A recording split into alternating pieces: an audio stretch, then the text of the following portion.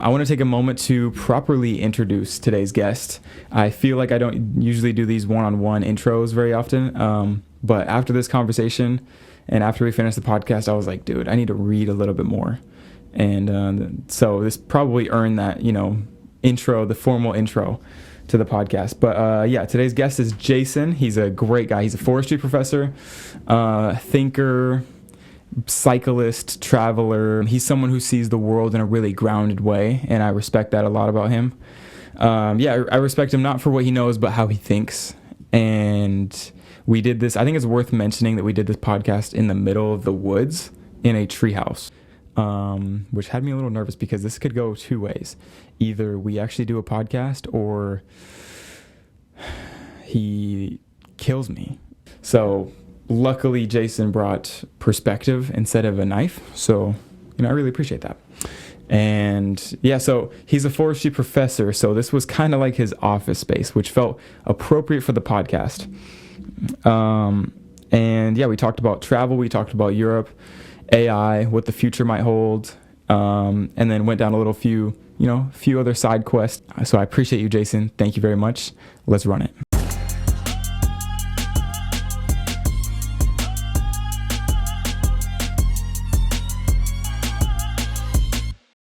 Oh yeah, dude, welcome back to the podcast, everybody.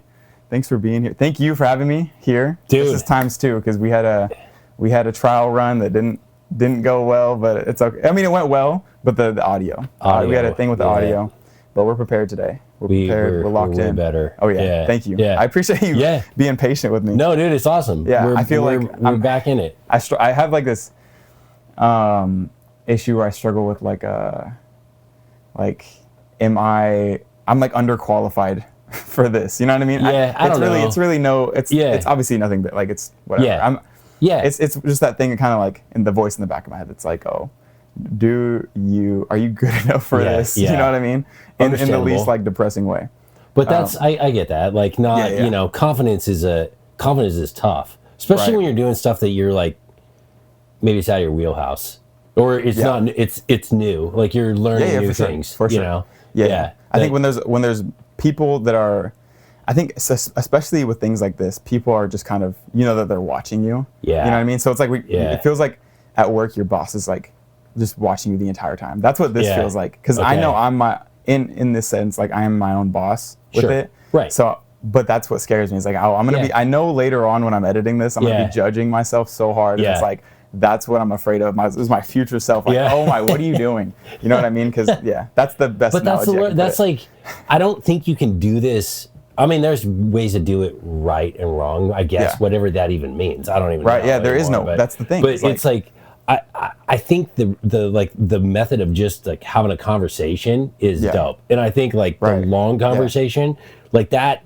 That's what I'm looking for. Where you can dig into it and really get to the gold instead of, because that's, I mean, at Dutch, where I work at Dutch Pros is like, I mean, it's very conversational driven type of work. Yeah. But it's very quick too. It's 90 seconds at most. Which is crazy town. Yeah. So it's like, how do I get the most out of this conversation without it being mundane and just not as surface level as most. Because it's pretty superficial. Yeah. Exactly. You're like, how's your day going? Right? It's like having a conversation with your So how can I get deep for a quick? moment? Yeah. And that's what kind of inspired like the whole thing. I was like, okay, like I do enjoy talking to people and like having conversations and whatnot. But there's a lot to it. There's a lot of levels to it. Like I think, I mean, I'm doing now when I'm saying likes and ums. It's working on different. There's so many layers to having it and getting good at it. Like so, when I watch Joe Rogan, I'm actually paying attention to how he structures his wording.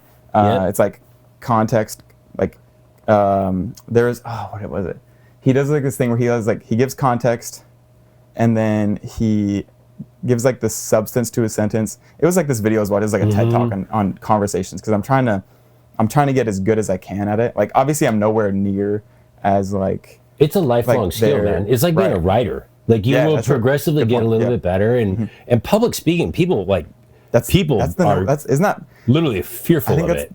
like the number one. I can't remember the study. It was the number one fear of people. It's like they fear public speaking over death or something ridiculous, which is crazy. It is insane. I don't know. Are you afraid of death to get it? Oh no. So like and like literally my job is like to be a teacher, like a public speaker. Right. Like being. I guess we'll start with public speaking, then we'll get. to death. No, but whatever. Yeah, I mean it's all good. Like.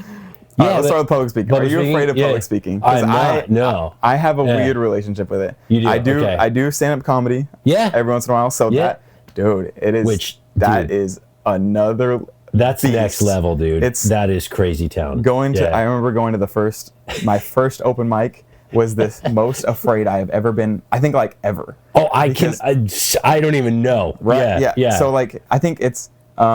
The reason being, I'm not afraid of public speaking in general. Okay. But because when there's like a subject given to you, you can kind of go up there and riff off of the topic, and you're like, here's the topic, and you don't have like any real goals other than getting the topic across. Yeah. But dude, this is free flowing. All your goal is just to make people laugh. Right. Like, how am I gonna go up there right now and like. Yeah. The lights are so bright, shining on my face. So you can't see the crowd. Because I watch comedians and they're like, dude, turn the lights down so I can see this, goofball in the audience or whatever. And, so you can't see the crowd. I felt like I was in like the middle of the ocean and like sharks were around me, and I was like, but no one, like you can't see their face. Anyone, no. Oh, that's crazy. I don't know if that's different with different clubs. See, it's way different for me as a teacher because I can see the whole audience. Right. And that's usually what freaks people out. Is like getting up in front of. I mean, the biggest class I probably ever taught to was like 100 people. That's still a lot of people. And it's like an auditorium kind of stadium seating, and so you're like on a stage on the front basically. Yeah. And I was thinking about that the other day. Like the first year I was a teacher, not good. Like I literally was right out of grad school, but like my wife would be like, just know you know more than they do. That's all you got to do. Like, and so that confidence level was that's what I kept going. Did you ever think too much about what you were saying? All the time. Like, did I say that right? Or totally. How am I going to structure this point right here? And I was never in fear of like if I didn't know the answer, because it was kind of before cell phones. So I've been doing this. I've been a teacher for 22 years. So before cell phones were a big deal, right? Right. So nowadays, like if I don't know, somebody in the audience knows because they're literally looking it up on their phone. You got AI. Or whatever. ChatGPT is in the room at all times. Totally. Totally. So it's totally different. Or Grok. I don't know. But like going back to the comedian stuff. That's why like I think comedy's kind of changed too. Like there's certain comedians that do like the old school stuff where they're like Rodney Dangerfield, where he just like all he did is write jokes, and he had a book and he just wrote in a notebook all the time. Like, and then there are like, I would say maybe some more modern comedians that just go up and do crowd work, and all they're doing is just trying to like make fun of somebody in the crowd, just seeing what they can riff off of. Different types of comedy, of skill, and there's a lot of different skill that go into both of those are because it's like crowd work that's intimidating. It seems super intimidating. Putting myself in their shoes of like Matt Rifer, like Trevor Wallace, of standing there and trying to talk to somebody you can't really see either. You're like trying to see that's even crazier. Yeah. You got to really like shade your put the blinders on, like what do you, and then come up with something quick and on the spot and listen to what they're saying. Dude, it's scary. It reminds me of like Patrice O'Neill, where he would be like, just all they do is like sit around and just make fun of each other. It's kind of like Kill Tony, where they just like burn each other constantly, and that's how you get better at it. Right. Are you Kill Tony's I like that a lot. It's wild. It's so funny. It's a cool format. But again, there's a lot of suck in there too. Yeah. Like there's a lot of people that are just not good, or you got 30 seconds or whatever they got, a minute maybe. Weird. Why do people do that? Like they go like, oh, I dare you to sign up for Kill Tony, because I think there's a bar across the street where you sign up at the bar and you wait for your name to be called, right? Yeah. And so so they're actually not in a lot of the times they're not in the actual building. Gotcha. And I think it's just people kind of messing around, like, I'm not going to get paid. Like, let me just try this out. And then they go up there and they're like, why not? Like, I'm here. You know? And then there are the people that actually will put the time into it, that go wait. And then that's where you get it's crazy because you could your career can start. It's either make or break. Like, because so many millions of people are watching. Yeah. And like, you could easily, once one slip up, and I mean, you have sharpshooter mastermind comedians on the stage with you, like trying to find something wrong with your act. Like, and the only way out is like just to do like a good or great. Do good or great. If you do anything else, you got to roll with these punches. They're coming. No, you're gonna get hammered. But I think that's life, dude. Like I think that's one thing that we have. Like failure is. I watch that with students because it's like failure is not an option. Is their idea, and I'm like failure is always the option. Like we just always fail. That's such a good point. I would argue with a lot of like, well, so like I'm not going to college, right? That's I'm kind of just a high school graduate. Well, you're doing different way. Exactly. There are different ways, especially in today's world. That's what I'm thankful for in today's world. You can kind of pursue different things that aren't as traditional in a sense. But I mean, kind of. I guess it's more of a business. Like the smartest minds, Elon, like you got Jeff Bezos, anyone who's created this huge company or was college dropout or just a high school graduate. And it's a similar, it's kind of just a business, right? And I'm tapping into that industry. But so I can see how it's scary and risky and looked down upon, especially with like some of my family members or even friends. They'll be like, what the hell are you doing? What are you doing with your life? And I'm like, honestly, I don't know. Like, I'm just following what I think I want to do. I'm just trying things out. This is one of those things. Like, this is not the thing, but it's definitely one of them. And I put a lot of time into it because it's fun to do, and it's been going cool. So I'm like kind of rolling with the punches a little bit. Failing and failing and failing. That's what Michael Jordan says. He's like, I've only won so many times because I've missed so many shots. And those guys put in just crazy amounts of work. Crazy amounts of work. And so I think that's where a lot of people they want the shortcut.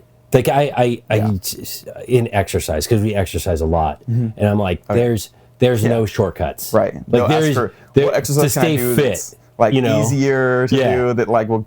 Or you want to lose weight? How to get a six pack in 2 minutes? I've watched that on YouTube. I'm not gonna lie. I was that person. You can do it, but it's gonna take you months. You know what I mean? It's gonna take some time. And Exactly. I think that people are like, we want whatever's the easiest right now, and then we don't also like in society really carve out that time to be like, I need an hour and a half a day for me.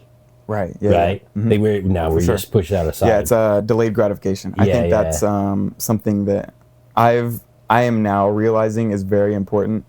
At least, I mean, it is important across the board, but for me, I need to work on that a lot because I think I didn't like have too much of I have a good relationship with my dad, but they split up when I was super young, like 16, 17, and like from there I lived with my mom.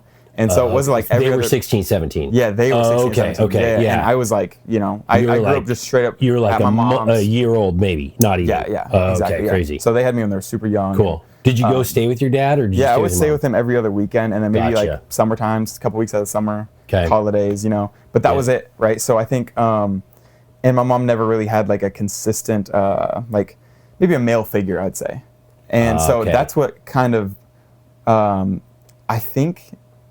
What am I trying to say? Like the delayed gratification, I believe, will come from that father figure, and I'm trying to think of an example why, because I was thinking about this a couple weeks ago, and it made so much sense. Let's see. So I think the father delayed gratification. So let's say you're growing up with your dad, right, and like you're wrestling or something like that, or roughhousing, because that's like kind of what dads do. You know what I mean? Like messing around. It's pretty physical. Yeah, exactly. Right. And then like, let's say like someone bumps your elbow into your head or something like that, and like they start crying and like, all right, hey, don't do that again, right? Don't do that again. Otherwise, we're gonna stop. Even though the mom might be like, no, what are you doing? Why would you want to do that again? Like, why are you continuing to play? Clearly, they just got hurt. And the dad's like, no, look, if it happens again, we'll stop. And then let's say it happens again, and like, all right, look, you're hurting your brother or sister or your friend. We're not going to play until next Thursday, like tomorrow, right? We're done for today. Okay. That's that delayed gratification, right? That's what that teaches. Yeah. That's just one example that kind of came off the top of my head. I'm sure there's plenty more that if I really tried to think about, but I don't know if I can. I'm a little foggy today. No. But you know what I mean though? Like I think there are different elements to like parenting with that, at least from what I'm observing, just based off of not having a consistent father figure or like a male figure in my life, you know? Yeah. Especially as a boy. I don't think like obviously it'll matter for a girl as well, but I think that it's important for boys to have a masculine figure. I think so too. Yeah, I think it's almost equally as important for girls too. For sure. Yeah, I don't disagree. I'm just speaking. I agree though. I think like that masculine figure is critical in the house. Yeah. I just don't have you have a daughter, so like you can speak a different perspective on that than I can, because I don't have a sister and I don't like I'm also a boy, so it's I know. But no, like I grew up with girls too, so I have 2 full sisters and a half sister. Oh yeah. So it was like always girls in my family, right? Yeah, exactly. But that delayed gratification. But that's different. Yeah. I think that delayed gratification is super important, in everyone across the board. But myself, I need to. That's where I see it to be inconsistent in my life, because I'm not trying to blame my dad wasn't there. It just is what it is. You know, I'm not trying to be a victim. But and I'm glad to recognize that too. So because a lot of people don't, and then they will, they may victimize themselves or like. Dude, it's so good to like. I think it's really good. I'll give you an example of like. I think it's good to just work on your weaknesses. So so I'm a cyclist, but I am like. I'm not so in cycling there's all these different things. It's kind of like in basketball, you got like a forward, you got a strong forward, you got a center, there's different positions. Cycling is no different. There's guys that are like climbers that they're just like generally super light dudes and they can go up hills fast. Okay. There's guys that are, and there's girls that do the same thing. There's sprinters, there's all-around riders, like Lance kind of was an all-around, like what we call like a GC rider, right? Okay. Where they could win the overall Tour de France, but they could, but he certain stages he just couldn't do, right? Because he was like going for the whole race. Versus there's other guys that they're not going to win the whole race, but they're going to win a stage. Same thing.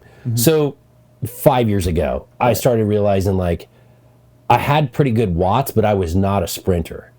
So I was like, what's it take to be a sprinter? And it took me a year of just like working on that weakness.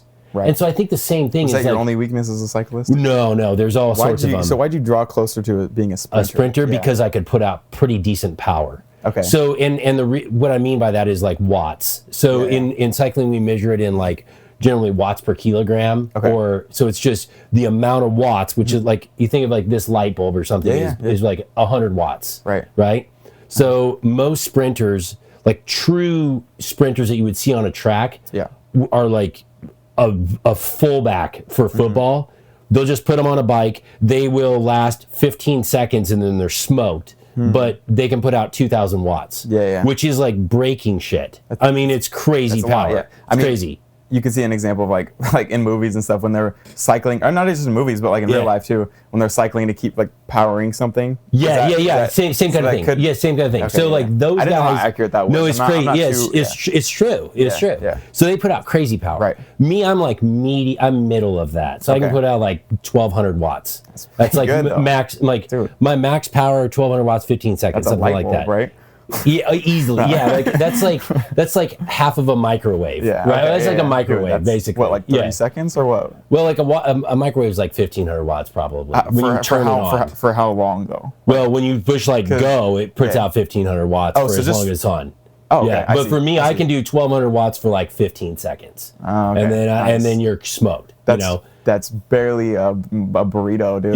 That's like you're not even heating the core. No, it's like humans generate shit for power when it really comes down to it, even on a bike. But the intent was like I recognized that I had a weakness. And I was like, I want to better myself on that. I want to get better. So how do I do that? I start working on it. And it's just like comedians. Like those guys, they go out, try a joke. Like sometimes I listen to like how refined the joke is, and you're like, dude, this is it's just it, because I couldn't even emulate it, but they've probably done it 50 times easily, you know, and they've like, oh, that part didn't work, or this part was better, and then they just like trim it down and they get it to where it's just dialed, and like every time it kills, you know. That's amazing. For sure. That's why a lot of I think every comedian almost probably does that, where they'll do the tour from the small clubs, and that's where they're first workshopping the jokes. Yep. Then they take that to the theaters and go around like trying those out before they do the special. And different audiences are gonna, that's the audience. The interesting part. Yeah. You go to different parts of the country. It's like different parts of the world too. It would be audiences, nuts, right? Different senses of humor. You got to really try to round out all the edges to get it anyone can watch it and laugh. Because humor is not like everyone's thing, right? Like, no, and that's the thing. Some people find dumb things funny. Some people think and then there's the offensive things that come in. You're like, okay, absolutely. That's people get risky. offended. Which is hysterical. I just love this part. Yeah. Because I'm like, dude, it's a comedian. Like, you can't take it for serious. Do you think that you think comedians have that kind of golden ticket to? They should. Yeah, for sure. Do you think there's anything off limits? Shouldn't be. Yeah, I agree. That's the goal. I completely agree. The goal should be nothing is off limits. Yeah. No one can get canceled because it's not serious. Yeah, for sure. And like you said, some things are funny to some people. Some things are not funny to some people. That's why I think if you're that type of comedian, like let's say, like Matt Rife, for example. Yeah. He started off his last special on like Netflix with it was a domestic violence joke. I can't remember what kind of joke it was. Something like that. It was like it was a dark joke. Yeah. But he started it off like that to let the audience know this is my type of humor. Yeah. So if you don't like it, you could just turn the TV off, change the channel. Yeah. So I'm not going to get you lured into this like trying to warm you up and You're then not going to be here for 45 minutes. Be like, this sucks. Here's my humor. Yeah. Like it or not. And then, but everyone obviously hated him for it, and it was like, did you hear about that? I did hear about it. I didn't listen to it, but I didn't watch his special either. I saw him in I think he did an interview with like Jordan Peterson or something like that, and I watched that, and it was interesting to hear them talk. Oh yeah, for sure, dude. Anything with JP is pretty good. That guy's at next level, right? In terms of like his ability to, just his articulation of stuff. Yeah, it's really good. You can see the way he moves and talks. He like uses his hands so much, and like he it looks like he's one of those guys that sees the like the dictionary or something. You know how someone's like doing what am I trying to like in a have you seen the Lego movie where they're like it's like the master builders and they're like they see everything? He's like one of those guys, and that's probably such a he's more than that. He's more than that. He is, but you're right. Like his ability to think about what he's going to say is pretty good. But everything he says has so many layers to it. You know what I mean? It's got like I have to pause I watch his lectures and I have to pause those, like write it down, look up every word in there, and then like. That light turned off. I was just distracted. I don't think about it. It doesn't matter. But yeah, I have to like write it down, look up half the words he says, because I don't know how he remembers those words. There's some and that's what that is that's from reading. It literally is from just reading. Okay. Yeah, I think I struggle with reading. I feel like I struggle with reading. I try a lot of people struggle with reading. Yeah. I don't generally gravitate. I like reading nonfiction. Okay. A lot of people like reading fiction, but I tend to gravitate more toward nonfiction stuff. Just what's real. What's real, and I like adventure stuff. Like there's a couple books that I was thinking about the other day that changed my life. One was a book called Into the Wild, which they made a movie on, but it's written by a guy named John Krakauer. And John Krakauer, once you read a John Krakauer book, that's his real name. Yeah. Okay. Yeah. And he's written some unbelievable books. And he's kind of like an investigative journalist. Oh, cool. So his books later got into like he wrote a book about the Pat Tillman story, which was like Pat Tillman. I don't know if you know who Pat Tillman was. Pat Tillman was this like NFL football player. Yeah. Played for the Arizona Cardinals. Okay. And then when 9/11 happened, he left football and he joined the special forces. Oh dang! And he was killed in Afghanistan in the mountains, and it was most likely friendly fire. And Krakauer does all the investigative stuff on that of like why did he go over there? What was he pursuing? And then really kind of like the book turns pretty dark because it starts tracking like all of the like friendly fire, like people that are because we have really shitty communication. In terms of like how our radios work, and we're in areas that we're not used to, and so we're just shooting our own guys. And he like catalogs that from World War I, World War II, and it's just progressively getting worse. Like I can't remember how many friendly fires, like the statistics, but it's like over 50%. That's pretty crazy. Of the fatalities. It's weird I haven't heard about that because I went to when I was in Louisiana, we went to the World War II Museum, which is a huge. It sounds boring, but like no, it's dope. We did all this in Normandy. Oh yeah, it's great. It's awesome. Insane. It's like there's 7 buildings like. It's so well funded. Yeah. But I didn't see one thing. Maybe I just didn't. It takes a long time to get through. I just kind of skimmed through it. I didn't see anything that was saying anything about friendly fire though. That's interesting. Yeah, it's very interesting. Sorry, no, you're good. You're good. No, it's very it was kind of eye opening. But that's the kind of book like I go toward. That is more. And then he wrote some really interesting books about like climbing Mount Everest and because there's David Goggins stuff, dude. He needs to try that, dude. I don't know what he's writing now. Yeah, don't give me any ideas. It's probably on Everest right now. Yeah, like Goggins' book. I enjoyed Goggins' book. The first half of his first book was hard to get through because it was like the opposite of what maybe you and I experienced. Like because my parents got divorced later on. Like I was 13-ish, 14 maybe. I can't remember. Something along those lines, like 7th, 8th grade. Almost a more of a negative impact, I feel like, on your like just maybe your mental and your kind of like your child, because that's right there in your childhood, you know. Dude, it was really and like my one sister is 2 years younger than me, and my other sister's 6 years younger. She remembers none of it, but my sister is 2 years younger. Her and I have very similar recollections of like how it affected our family, and it was pretty drastic, you know, in terms of like dad not being home. We were kind of used to dad not being home though, because he was a fireman, so he would be gone in the summer a lot because he would be working and working on fires, man. Yeah, that's crazy. I'm sure that's good that you had someone else to experience it with at least.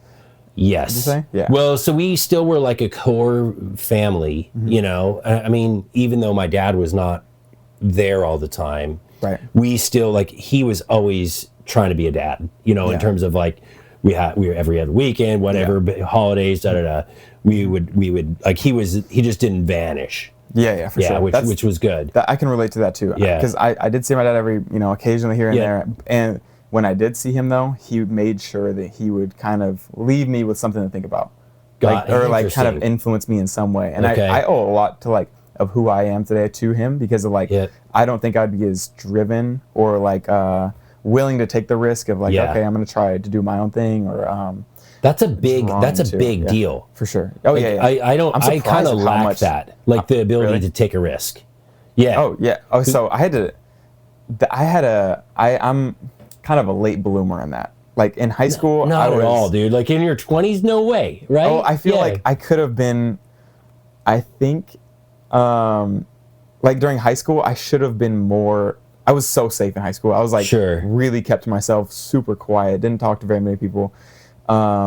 Did you move around high schools, or were you in the same high school your whole kind of? I went to 2 different high schools. Oh, you went to? Okay. That's not terrible. It's not that bad. Yeah. And I don't know. Yeah, I just was playing it really safe. I didn't play basketball in high school because I was like afraid to kind of go try out for the I just lacked that confidence. Yeah. And so therefore I didn't try anything. I stayed home, kind of played video games. I was that type of kid. Gotcha. And it wasn't like I wasn't just antisocial, but like I just lacked that confidence. Yeah, I didn't have the confidence to kind of take leaps of faith. I had my friend group.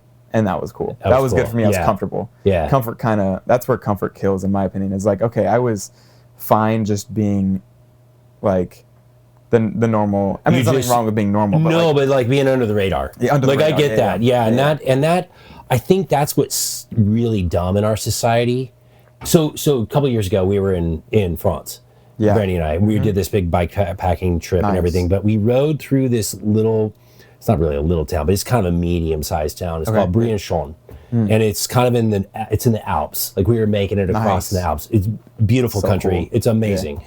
But we were just like finding Airbnbs along the way, and we stayed at this place. It was like a ski resort, but we're in the summer, and so we met the guy, and he's like, basically you'll have the third floor to yourself, but the second floor is a boys' camp, and the first floor is a girls' camp.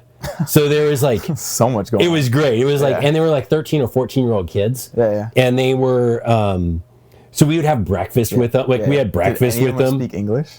A little bit, because like That's so cool. like French kids actually speak pretty good English. Like it's the older generations that don't. But what was great is there was not one cell phone. Like none of them had a cell phone, and it was kind of like how I grew up in terms of the kids were like, you know, there'd be two girls in the corner talking about one boy, and you know, it was like this like kind of cliquey stuff, which I think is good. It's real, it's real. It's very in the moment. Yeah, but it's also, I think that's kind of where in society because I had the same experience in high school. Like I was a small kid. I was 5'2". Really? Yeah. I was 5'2", 102 pounds. Oh my gosh! And my junior year, I grew 11 inches. Like between my junior and senior year. That's crazy. Because my dad's 6'5". Really? Yeah. Oh and my mom was always like, "Where are you at?" My mom was like, "You're gonna grow. You're gonna grow." And I was like, "When?" You know. And I was always getting picked on because I was the little kid, and I just lacked like you're saying. I was a late bloomer. Like I lacked confidence until, and that happened with everything. Like I mean, I think my mom always described me as, she's like, your 6th grade teacher said you were average kid who strived to be above average. And I was like, that was very perceptive of that guy. But I grew up in a small school.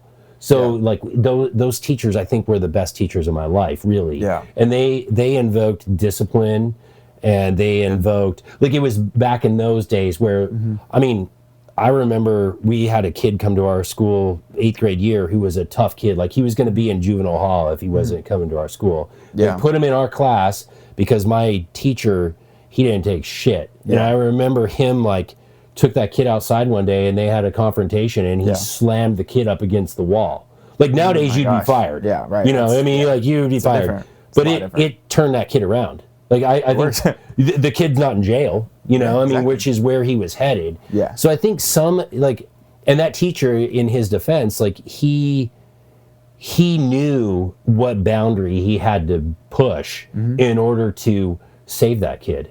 Right. And literally that kid, like, because he was on this trajectory to where he was either going to be dead or end up killing somebody. Yeah. You know? Yeah. So you need some sort of wake up call here. You need something. And whether that's that it might be physical, or it might be something natural that comes up. Yeah. But like, it was super interesting, but that doesn't exist anymore. And I think that like really shapes the way that people are. I'm not saying you got to always turn to violence, but some people need a lot of it's just structure. And so back to that Goggins book, like that first half of his book is rough because he's really talking about like how he ended up where he is, and it's because his dad was like this abusive pimp. Yeah, you know? It's crazy. You're like, what? That ran what was a club? It was like a roller skating rink. Yeah. Which is so. It's so interesting. Have you ever watched those videos of those guys that like roller skate? Yeah. It's dope, dude. It is so seem cool. Like it was hard to put those two worlds together. It felt like I was like, what? It's like this hip hop roller skating everyone's rink. Having fun, but he's like really behind the scenes. It's super like it was terrible. Type. Yeah. And it's like, what is this? Is crazy. He needs a movie. I would like. Yeah. He needs a movie made about himself. Well, it's like his life is so unbelievable. Right. Yeah. Because I love that guy because he just does shit that he's like, I'm just doing it because I want to do it. And he does. And that, like what you're talking about, that's the late blooming component. Because if you could teach kids that when they were 10, like there is no barrier in your way. Forget what that kid's saying over there. Like we're all on the same team just going forward. I think we would have a way different society. Oh, for sure. I think it does also, I think it has something to do with the, like that quote was that hard times create strong people create easy times create weak people. And it's just like this cycle that like kind of goes and goes around. And like, I think that the last couple generations were that like the strong people, the product of the hard times. Because we had like there's a lot going on, like the wars and stuff like that. You really had to be like step up to the plate, kind of of like as like a strong person in at least America. Because I mean, and they make it known too that like my dad and my grandpa, they're like, oh yeah, back in my day it wasn't like this. And I'm sure that type of quote will keep going on forever. But this generation, like growing up now, or at least like in the years that I did, like I was born in 2002, so it was like 2002 until now is like there's no real crazy wars going on or anything like something that felt like life threatening to me maybe. So I was given a different set of problems, which I'm maybe better, maybe not worse, maybe I don't know, but it isn't setting like my friends or the people I went to high school with, at least. A lot of them, I'm not friends with a lot of them anymore because they're kind of off on not a positive path. Mm-hmm. A lot of them, end up drugs or jail, or some of them passed away. Like, yeah, that's crazy. I had what helped me with that was actually the COVID year. So like my senior year was the COVID year. And no way, really? So wow. I was pretty isolated. Yep. Because I was like, what's the point? Like, you guys are all over there. I just moved to like Gresham, away from Portland. Okay. Moving away from all of them, not really hanging out. I'm like, okay, this is probably, it was a real pivotal moment for everyone. But I kind of like started a new little path, and I was like, I'm gonna, like, I have a fresh start here to get to know new people from Dutch Bros, from like just new jobs and stuff like that. And I'm not gonna be the shy kid that I was in high school, So I'm gonna try to navigate it a little bit differently and just really take advantage of that and just like do stuff and just try stuff. What caused that? I thought I would think really hard about what I wanted to do because my mom would always ask me, she's like, what do you want to do when you're older? Like, what do you want to do? Okay. Everyone would. And I also liked kind of I like pushing back a lot. Okay. And so going against the grain kind of meant I had to do my own thing because they all wanted me to go to college, right? So I'm like, I need to go against the grain. I don't know why I like to push back a little bit. Yeah. But that was kind of, I like to debate with people too about certain things. Just whatever, not politics, but like my uncle was just like, oh, milk is bad for you. And I'm like, actually, there's conjugated linoleic acid in it, which is anti-cancer property. And I'm like, so I would just, anything, whatever it is, I just have fun doing that. And so going against the grain, I needed to find a way, how can I like make my career something that like they're all going to attack me for in a way, just so I can be like, oh, I can do whatever I want. You know what I mean? So it's a positive way to do it, but I don't know. I think another thing is like, this sounds kind of corny, but like in high school, I would listen to a lot of Kanye, right? So like he's got that real motivational, like, I am that guy type of music and confidence. And his confidence, that's it's hard. That was a to breed confidence. Stone. Yeah, absolutely. It was false confidence for a while. Sometimes it still can be, but you fake it till you make it, Yeah. And that was the stepping stone into it, because I was like, if like watching like or understanding Kanye's story a little bit, he was kind of the same way, like, oh, I'm gonna do this whether you say I can or can't, right? Yeah. And he likes it when people say, oh, you can't. Yeah, he's got that Goggins mentality. Exactly. Just David Goggins hater fuel, man. Exactly. So I'm like trained myself to kind of lean into that a little bit more, even though there's pressure to it, and it's like, why am I doing this? Like, I could just go be a construction worker or something like that, make some money right now. Right. But that's where the delayed gratification comes into my head. I'm like, if I work hard now at something that's not giving to me right now, because like I'm not really getting anything out of this right now. I'm just kind of just cool experiences. Just cool right experiences. Now. Exactly. I'm talking to people. Yeah, figuring stuff out. There's no reward to it right now. Right. And there's no guarantee of reward. That's the thing. So that's what's crazy. Yeah. Yeah. And that's with a lot of people. Like, that's with Kanye. That's with David Goggins. That's with Bill Gates, Elon, like Jeff, like all those greats. Like, they just kind of didn't have that guaranteed reward or even like outcome that they wanted, but they continued to do it anyways. Yeah. And I'm like, okay, I want to do that too. Like, I want to. So whatever I'm doing, like, I'm saying it's working, even though it's not really giving anything to me right now. But it is that way. Yeah, absolutely. Yeah. Manifesting or however, whatever words you want to use, praying about. Like, it's all. I think manifesting and praying are like the same thing. Kind of thing. You know what I mean? Yeah, kind of just. But yeah, so I think when a lot of people will be like, "What are you doing?" Like, I'm doing this, right? Yeah. This is what I'm going to be doing, and I've had to kind of train myself to have more confidence in that, because it's a lot of people. Everyone's judgmental. Like, everyone's gonna oh, that's not going to work. Right. I don't know why you're wasting your life doing that. Like, yeah. So it's a lot of that is strange, dude, because it's usually either projection or jealousy a lot of times. Like when people say that, because they're like, well, I never took that risk. Like that's what they're thinking. I never took that risk, and maybe I feel like I should have. Yeah. And so it's like that's what I was thinking about that this summer, because I was thinking about like there's just some crazy dynamics. I was thinking about like there's two types of people in the world. There's people that build people, and there's people that break people. So like, and generally the people that break people are broken. Like they, they got a problem, but they're like, they're just they have a negative aspect. They have a negative outlook on things. They're usually maybe suffering from something like pain or non-motivated, or they're overweight. They're not, generally they're not exercising. Cause like, I honestly think like the solution to life is just breathe fresh air and get out and exercise. Yeah. Like get your heart rate up, absolutely, sweat. Yeah. And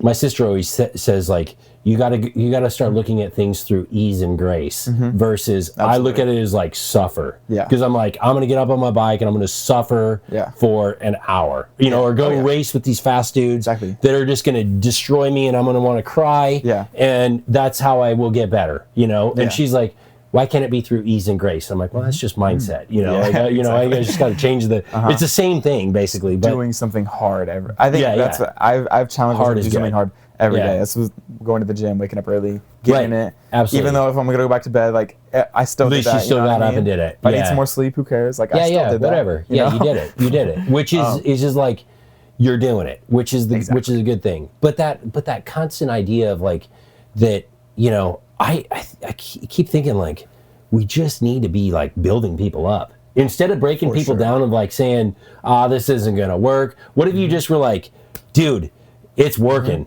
Yeah. Like just keep going. And like all that positive energy. I try to do that around everyone around me. Why not? Yeah, there's not a single person I think I have put down intentionally. Like I'll joke about things. Yeah, but that's because I'm funny. Their friend and like but that's also funny. Like that's kind of where I came from, is like we're gonna razz you because we like you. Yeah, and we're also just trying to laugh. You're saying it with the like, so it's like you're not gonna call a fat girl fat, right? You're gonna call the skinny girl fat because she's not fat, and it's like you're just kind of, and that's that's just an example. Yeah. But I had a good one this year because I grade like resumes. So I teach a class where like students will submit the resume, and then I'll like grade their resume and give feedback, and because they're applying for like federal jobs or state jobs, or so we have different resumes that we write.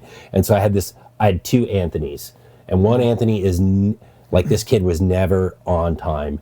So I get the resume and I'm reading it, and it's like one of his strengths is punctuality, and I think it's this one kid, and so then I'm like on the floor crying, laughing because I'm like, he's never punctual, and so then I like in class give him a hard time, like, I can't believe you put punctuality on.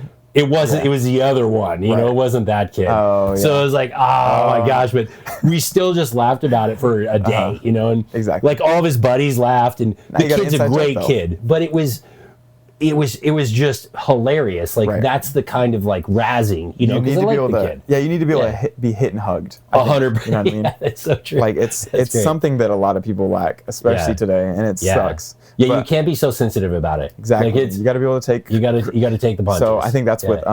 It's interesting because like I've taken so much criticism in person. I mean, it's not like negative. It's from like family and stuff. Like trying to defend myself. So I've really dug deep with these things. And whenever I get like a hater comment or something like that, I really actually take it as, what could they be saying? They could help me, right? So like maybe they're just trying to attack me or like saying kill yourself or whatever. Those I'll disregard those. But if they're actually saying something like productive, or like it could be productive, what I mean? It could be helpful. Yeah. Like, oh, this is boring, as like, you know what I mean? Like just saying something like that, I'm like, okay, maybe I could make the content better, right? Sure. Like what behind this, like how could I make the substance of this podcast more interesting?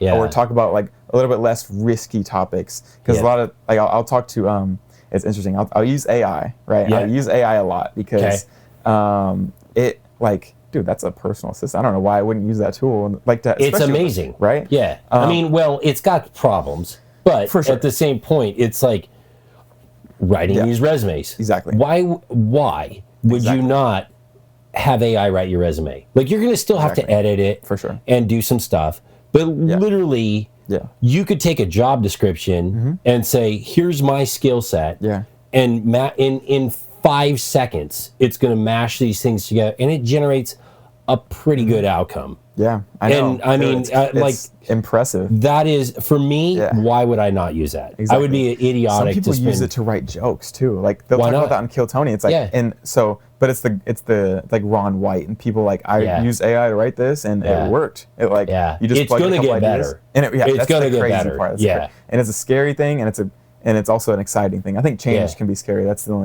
what people are worried about, and I don't know what people are actually worried about. It's just change, right? It's just people get a little intimidated by it because it's something new. We don't know what's going to happen. It's like, I also think it's like this scare tactic in the media, dude. Of just we don't know, so we can write whatever bullshit we want about it, and then that freaks everybody out. And I'm like, clicks. It's the fear dude, I know it's so stupid. They'll say that just to get a click, and it's like, dude, when I was in high school, there was this kid that was like, he was like a drama student, right? So he did drama, and he was funny as shit. Like he literally was a kid that would walk to school with the top hat and the cane. You know, like he just was but he had a bumper sticker on his car that said "Kill your television." And I was like, years later, I was like, man, this guy was so far ahead of his time. Oh, for sure. That's the reality, is like, turn off the news. Stop watching the news. Absolutely. No one needs MSNBC or CNN or whatever. Like, just turn it off. And a lot of politics. Like, we're not, as humans, we're not supposed to know what's going on across the world. Like, like that is, and we're not supposed to take in all that emotion. It's too much information. People are empathetic, and like, they will give their emotions to those people. Yeah. And like, yes, it is like whatever's going on or whatever, wherever, it sucks. And that's why we shouldn't. You know what I mean? It's like, no, it's true. They will get through it hopefully as a collective people over there that's dealing with it, and the people around them. But if you have nothing to do with them and you have no power to help them, just try to stay away from that. It's too much heavy, man. Exactly. Yeah. Exactly. It sucks, but you're not supposed to bear their problems and their baggage. My sister has these. My two sisters have this saying. They say it's a Zen proverb, and it says, "Let go or be dragged." Yeah. And I'm like, we talk about it all the time. It's like, or my aunt would say this, like, "Not my circus, not my monkey," or something like that. You know, it's just, I think it's actually kind of funny. It is. That's the reality of, like, just stay in your lane, which I think is. That's where I'm like, if I had all of this other stuff figured out, then maybe I could worry about, you know, what's going on over here. Yeah. But reality is, I'm like, dude, I'm still trying to, you know, figure out how to get stairs in the house, or you know, like, you have to fix your own home. You got to fix my own stuff. Go to others, and because you have your family, you're trying to work on it better. Everyone here, why worry about the one that lives in freaking Amsterdam? Like, that I'm not going to be able to do unless I'm sending them money. Exactly. You know, like, but the money got to go to the stairs. Yeah, so exactly. Like, you got your priorities. So, and then you got people that would judge you, like, so why you're privileged for that? Like why would you do that? Why wouldn't you go help them? And it's like that's where it gets kind of toxic. That's where it gets toxic. Exactly. Yeah, and that's where it's back to this, like, builders or breakers, dude. It's like, you're just why are you trying to break me down? Like, that's where it's weird, is in, like, how do you feel better about yourself about breaking somebody down? Right. I think it makes it a lot easier that we have the internet to break someone down, you know, because it's so easy to go on there with no profile picture, not even your name in the username. It's too convenient. It's so easy, just behind a screen, just a little keyboard warrior, just typing away. What's crazy too is, like, half of that is a bot. Right, yeah. Like half of that's not even real. Yeah, there's a lot of bot farms. Isn't that amazing? It's crazy. I think that is. I think that's fascinating, and that most people don't know that. I'm sure it's a lot of with political stuff too. Like 100%. You just go straight into those political type posts, and you got a ton of bots going in saying whatever. You can just have AI write it. I mean, literally, you could go in AI and say, write me 50 statements that negatively impact this. I mean, we could do this. Yeah. Let alone have a bot farm that does it. Yeah. You know, I mean, it's so ridiculously simple. I try so hard not to follow, like, politics and stuff right now. Yeah, no, it's too. I feel like it's getting too labyrinth-like. You know 100%. What I mean? Like, I feel like because I got more into it in like 2016-ish, and that was like high school, so a lot of people around me are talking about it more. And then as time goes on, I'm like, okay, this is kind of not productive for people around me, because it's like that thing where it's not like talking about foreign wars and foreign affairs, like that has nothing to do with me. Why do I need to know about that? Like I'm not going to be a politician. Like I'm doing a podcast now. Like like I have no influence on that. I mean, there are political commentators and stuff like that, but I don't really talking about politics is so not fun, because people, it depends on if it's like a foreign war or something like that seems what am I trying to say? Like it just gets really complex, and it's just like, oh, how much do you know about this, basically, you know? And then if you know a little bit more than the other person, you're probably gonna like make them upset. It's really strange. There was a Rogan podcast where there was, like, I can't remember the comedian's name, but they were talking about like Israel or something, and then they brought on like a political commentator from England, and they were discussing it, and like the one guy had never been to Israel or something, and I was like, so he didn't have any like firsthand knowledge of what was going on, and I think that's what I deal with in my career, being a technical instructor. Like a lot of, and this is where like college I think is kind of dynamically changing, because a lot of people in my position don't have real world experience, so they have a lot of theoretical experience, they have a lot of good research, but they've never really, like I was thinking about this yesterday, they've never cut a tree, they've never loaded a log on a truck, they've never painted a tree, or they've never been out in the worst condition possible during the day. So it's, for me, like I don't want to learn from those people. You're just not going to learn. It's kind of like, it's the people that are doing harder things are the ones to learn from, because they're probably stronger minded. They can get through those simple issues. So you're going to trust them to deal with the more complex ones. But if a lot of people, especially in politics, there are those that are kind of like the weak-minded that don't do hard things, I guess.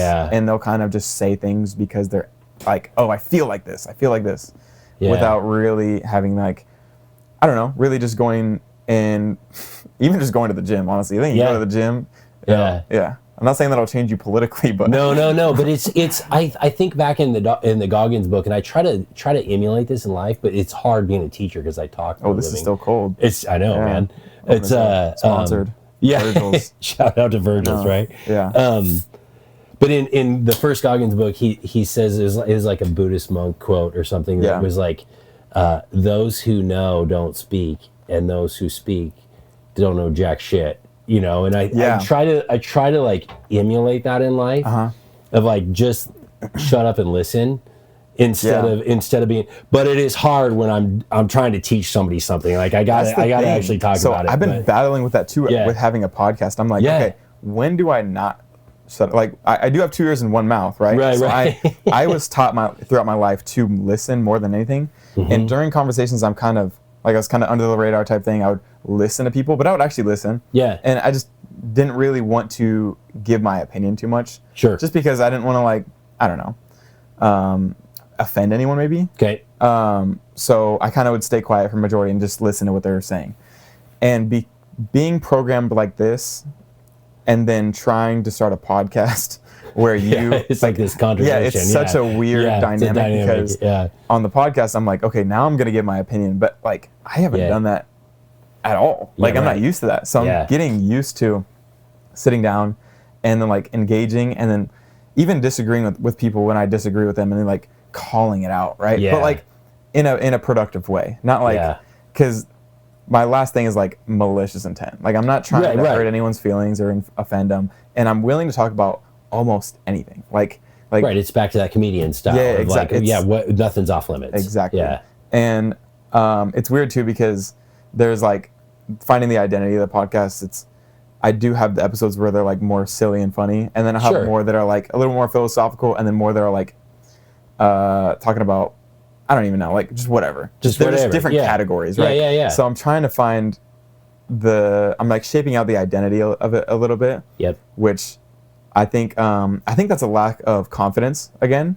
because I'm like, I need to have it this way. I need to have it this way. Well, I can't just. I realized this like this week. I was talking to AI about it actually. I was like, no, you don't need to separate them. You have to like trust in yourself to have the right judgment in the right moment. Like you just have to trust you to just like understand and act appropriately in the podcast on your own, right? Yeah. So it's like, don't try to force it to be something. I think that like you kind of pillarize it basically, like you stick it into this corner, like it's got to be this thing versus it being more open and dynamic. Right. And I think that's was it really you that was saying direction. it is a category like open discussion? Was it you that said that? No. Maybe. I feel like maybe. Maybe.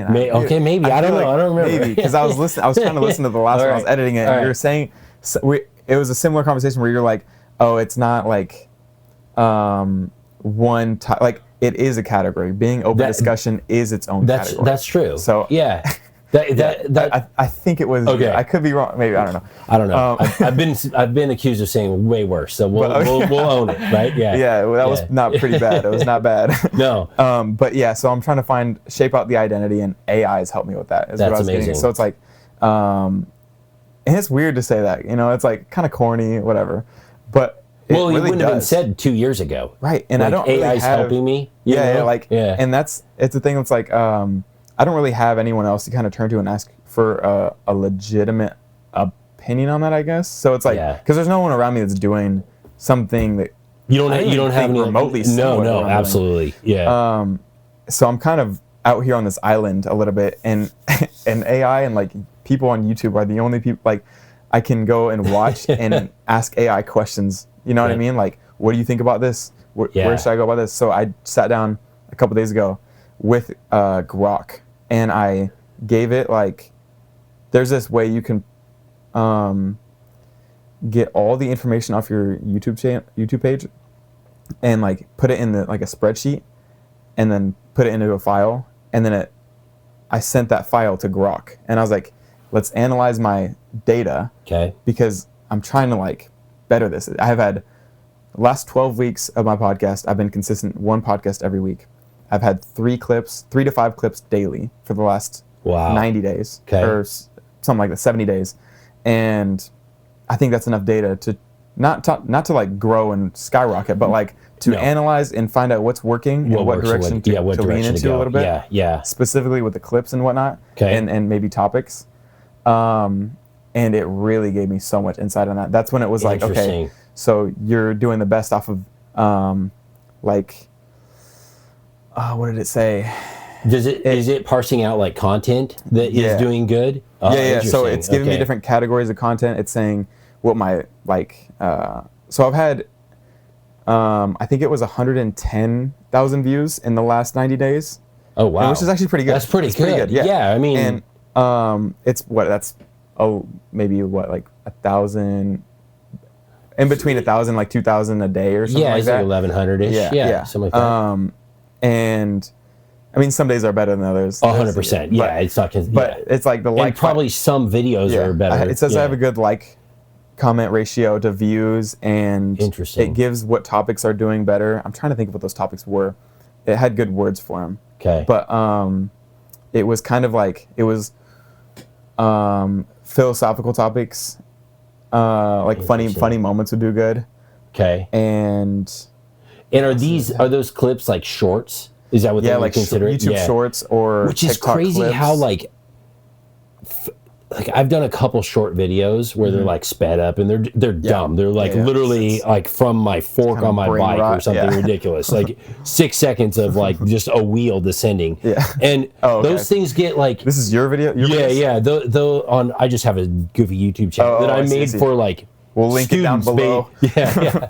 It's mainly for like students' data. So like how to do stuff that I'm doing in the woods or whatever. That's cool. And I started it in COVID just because like, we're sending kids out that they couldn't, like I wasn't there, So they're like, how do I do this? How do I do it? Really had an impact on COVID drastically changed how I did it. I think COVID, it was like either you are now a better person or you're a worse person. You like 100%. You know what I mean? Yeah. Like, You either rose to the occasion or you just died and fell off a cliff. Exactly. Right. Yeah. Anyways, and so that's pretty cool though. You have a YouTube channel. It's fun. It's fun. So, but on those shorts, like I was noticing, they're hot for like 10 hours.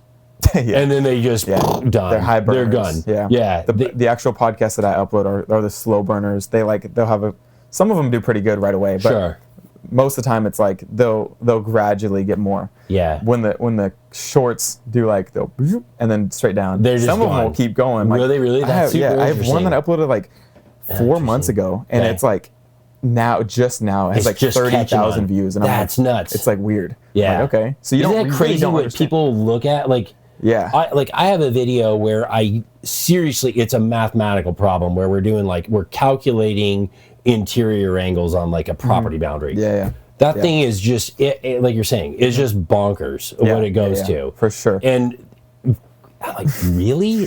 This is like, why is the algorithm like this? So AI, I think that's super interesting. That's why I want to rely on oh my god, I can't talk, on AI to help analyze the data, because that itself, you know what I mean? It's more in tune with the algorithm would be than I would. Yes. You know? So I'm like, all right, look at the data. It's 10,000 times better at it than we are. Like that's the AI. Oh yeah. Like it's the computing capacity is just mind-boggling. Yeah. So my biggest issue is that I have, so like I said, 3 to 5 clips uploading daily. Let's say I have 3 uploading. I have one funny one, one like serious one, and then one. This is actually what's going on. Like today, like at certain times of the day, I have AI help schedule these clips that I grab from my podcast, and they're all from different podcasts. Okay. So the problem it's saying is that it's not my consistency, it's not my output, but it's the content. The algorithm doesn't know what category I would fall in. Yeah. It doesn't know where to put me. So it's kind of like, it's like, maybe this one. So it's saying to try to stay consistent within, with like not a genre, basically. At least per day. Yeah. So like for one day you can upload funny clips. Okay. The next day you can upload whatever. Like it can be funny. It can be, so I need to kind of narrow it down rather than trying to. It was like I have a large signal, but it's like a thin signal.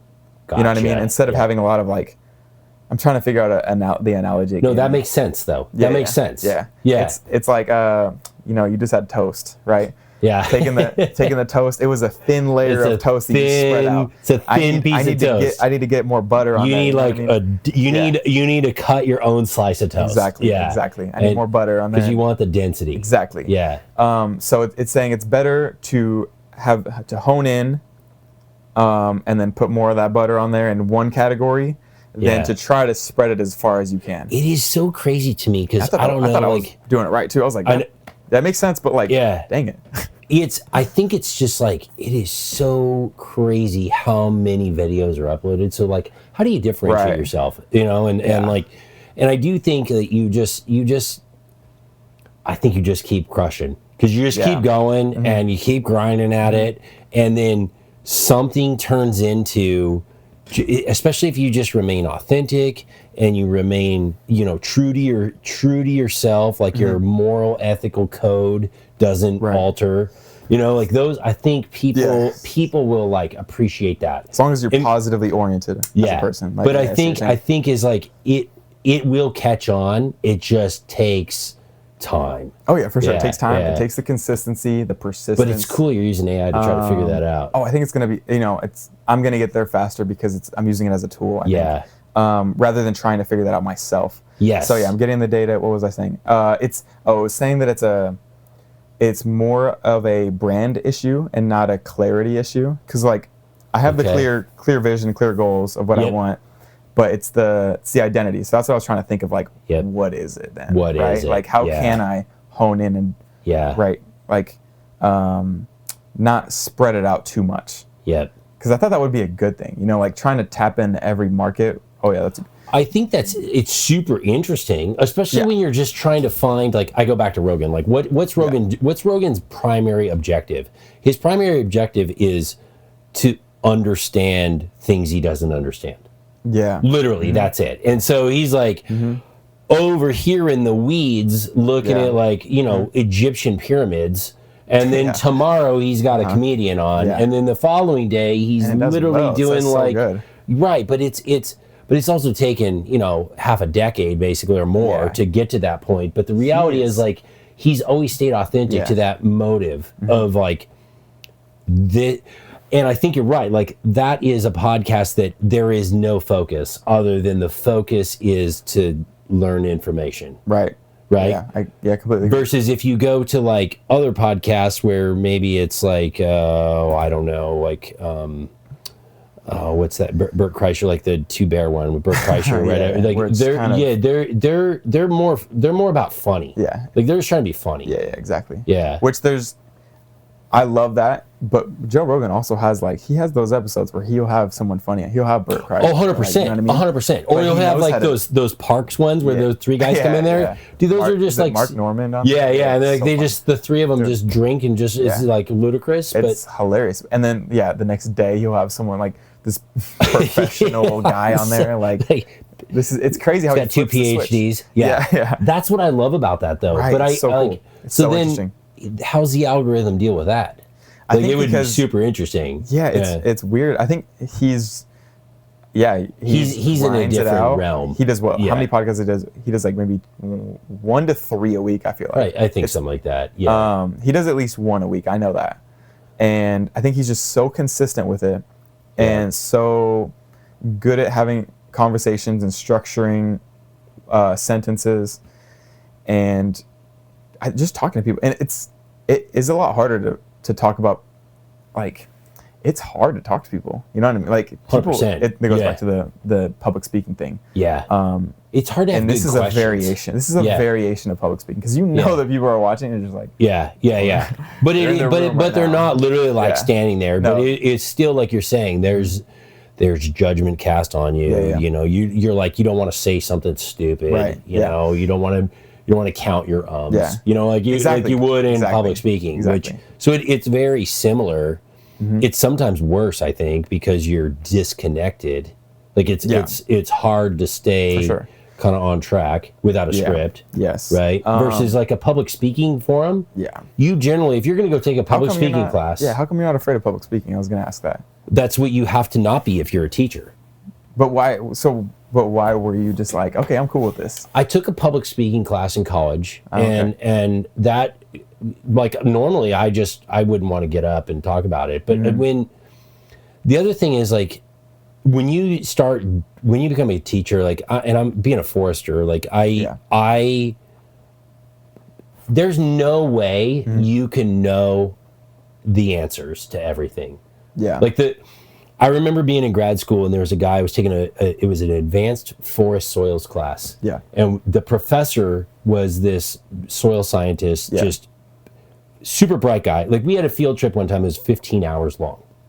What? We were just literally running. It was bonkers, dude. We just were looking at different soil profiles and different, it was crazy. And you didn't get bored? Not at all. No, there's no way. No time to get bored. Okay. And we were like literally digging a soil pit in Yosemite Valley, where it's like cool. No one in the world can do this. Yeah. Like the park ranger showed up, and the professor went over and talked to him, showed him a piece of paper, and they turned around and walked away. Like it was amazing. Normally we would be arrested. You know, I mean, like that's like realistically, but even we had these soil scientists that were professionals in the industry that were tagging along with us, and they didn't even know what was going on. Right, like it was like so high level. And there's this kid in the class, and he said, I feel like in this class, the more I learn, the less I know. Which makes no sense whatsoever. No. But the reality, if you start and think about it, it's never left my brain because that's kind of what forestry is. Like, I mean, I'm a professional forester. I've done all sorts of different things in the industry. There's always more to learn. There's always more to learn. There's always different ways to look at it. There's no right answer. I call it like there's answers. Right. And I think that's the beautiful part about it. So what I can do is just share my passion about it and talk about it. And then you're either going to like that or you're not. And so my students either like jump on the bandwagon and we go, or they don't. You know, like Right. they wash out, and like we're moving. But that's natural selection. It is natural selection. So for me, like it was just the passion and the energy that made it to where there would be times that I would get up in front of a group or something, and I would be nervous, but I just, especially once I start going. Is this you teaching? This is me teaching. Yeah. In the first years, I was very my crutch was PowerPoint. I spent just hours, but I remember taking a class where like the professor would start on this side of the classroom on the board and then literally write all the way around the room. Yeah. And I just was like, dude, this guy's legit. You know, that's like the Peterson guy. Yeah. So now I've kind of like gotten myself, it's probably like 10 years where I had enough knowledge and experience to really bring in like, okay, here's the format of what we're going to be talking about today. And what I've really done is just good outlines. So it's like writing a joke. I have good outlines of like what's worked, what hasn't worked. So weekly, this is what we're going to do. Here's what I'm talking about. I have a great lab that links to that. I still mess it up every year. And so, but my goal is to like constantly make it better, constantly change it. Yeah. And that I think that makes it easier. Yeah. Yeah. Yeah, you're understanding it more. Do you think you're able to go into, let's say, like a lecture without any notes or any 100%. You can do that. Yeah, now? Depends what I'm talking about. Yeah, for sure. Yeah, but what you're educated in. I guess. Yeah. So if you were gonna say like, okay, because I'm more of like an inventory forester, so we just do like cruising timber is what it's called. We go out and count trees. It's all statistically relevant, that type of thing. You want to ask me a question about that? No problem. You want to ask me? How do you stay? I guess not interested, but like, how do you, like, what's keeping you kind of passionate about it? Yeah, it's always changing. It's always changing. It's always changing. Like we got new. So now we have like drones. So we have drones that we can do inventory work with. We have drones that we can fly extremely precise elevations, LiDAR information where like erases the canopy away and you can see the ground level. And like, so there's all of this, like, as long as you want to stay relevant, you can. And I think that's what keeps my passion going. That's what keeps me motivated to do it more. Yeah. There's times though where I'm like, I just want to quit and do something different. You know, like I've done it enough. Like, let's go find a new passion. Yeah. You know. And how real is that? Well, like you said, that's the risk-taking component. Are you willing to take a risk? Yeah. Or do you just want to sit here and be comfortable? Yeah. And I think there's a lot of times I'm like, just take a risk. Why not? Yeah. But you know, I work with a buddy, so I have a consulting business, and this was one of my students. Really, he came in and took a class from me. That's so cool, though. That's and a cool and I literally called him like after, because the colleague I was working with, she was retiring after 30 years, and I wanted to take over some of her classes, but I wanted to be relevant. So I wanted to be like, what is the industry doing right now? Yeah. You know, and so I went and worked for this guy for a summer. He hired me as an employee, and it was amazing. And we constantly, he is really good at finding work, which I think is amazing. Yeah. Because I still can't find work sometimes. Like what I mean by that is like, if I want to go do a job where we're gonna bid on it, and it's maybe like a $250,000 contract. Dang. So it's there's some money involved, right? Sure, and so it might be 6 months of work. That guy can. They're not all like that. Some of them are like 20 grand, whatever, you know. But still, he's good at like finding that stuff. It's fascinating. How's he good at finding? Like, what makes you good at finding work?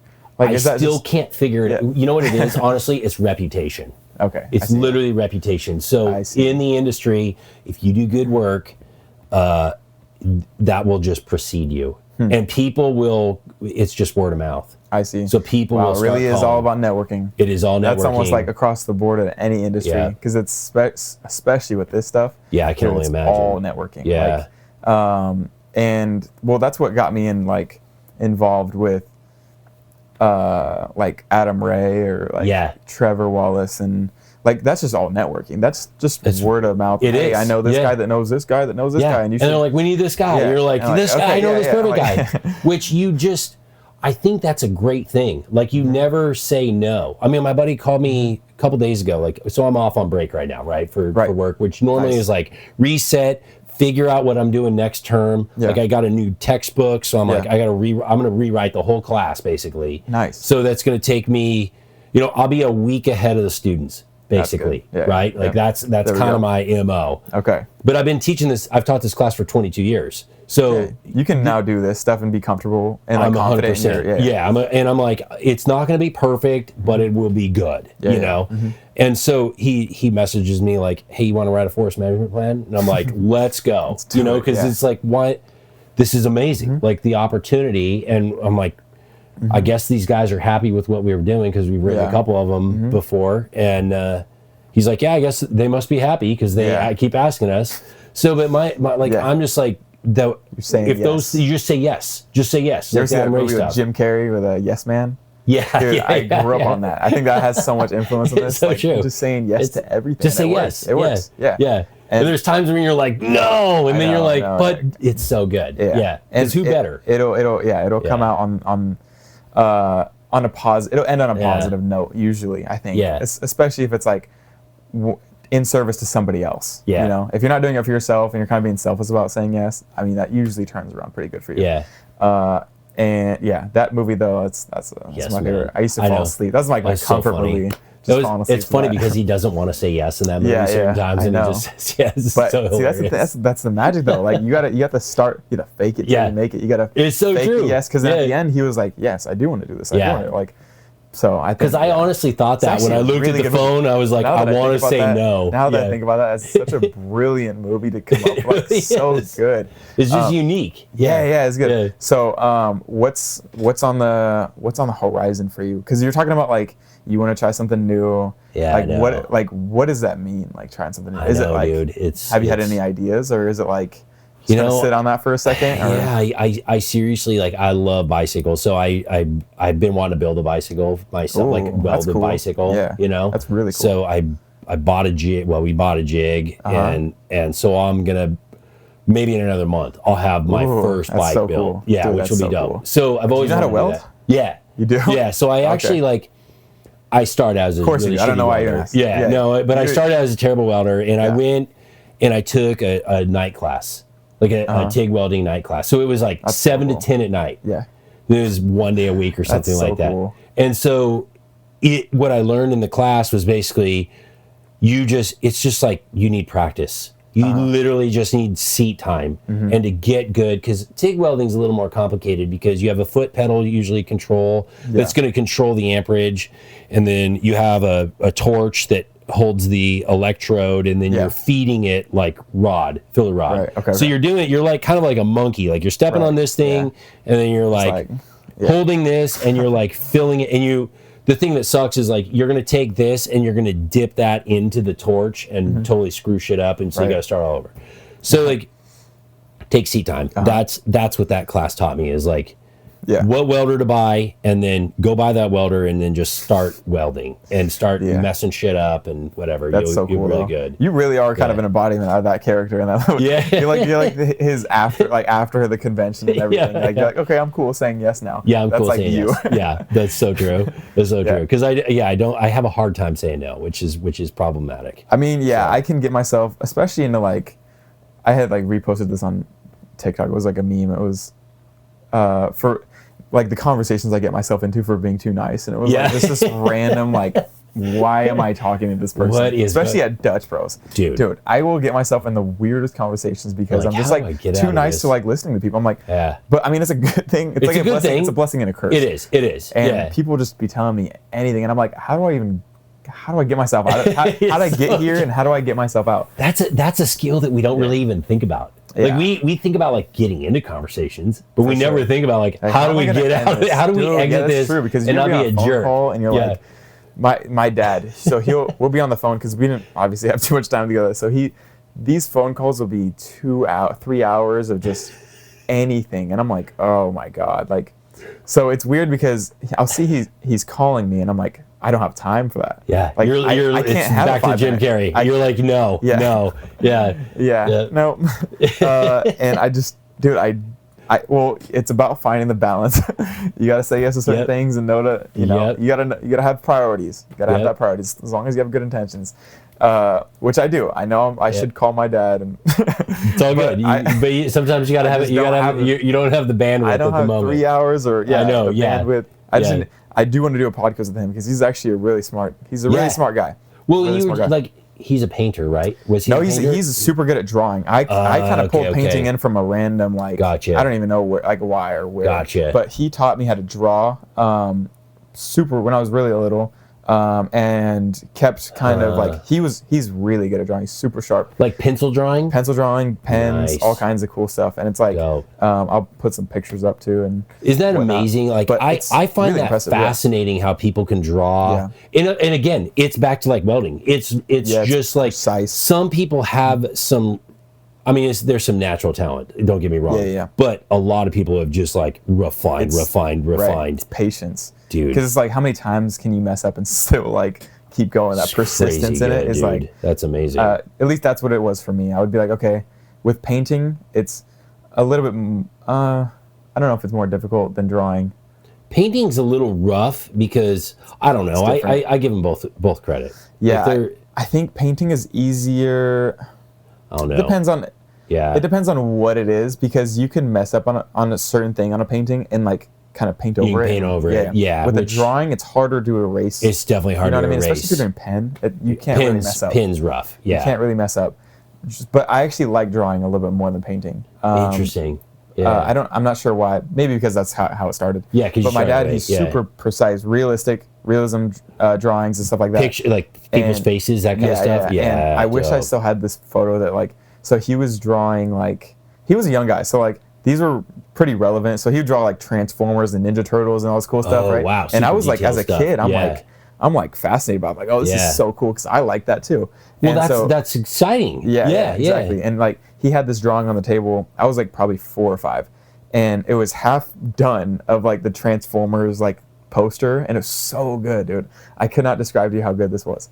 And I'm I'm gonna help him finish this.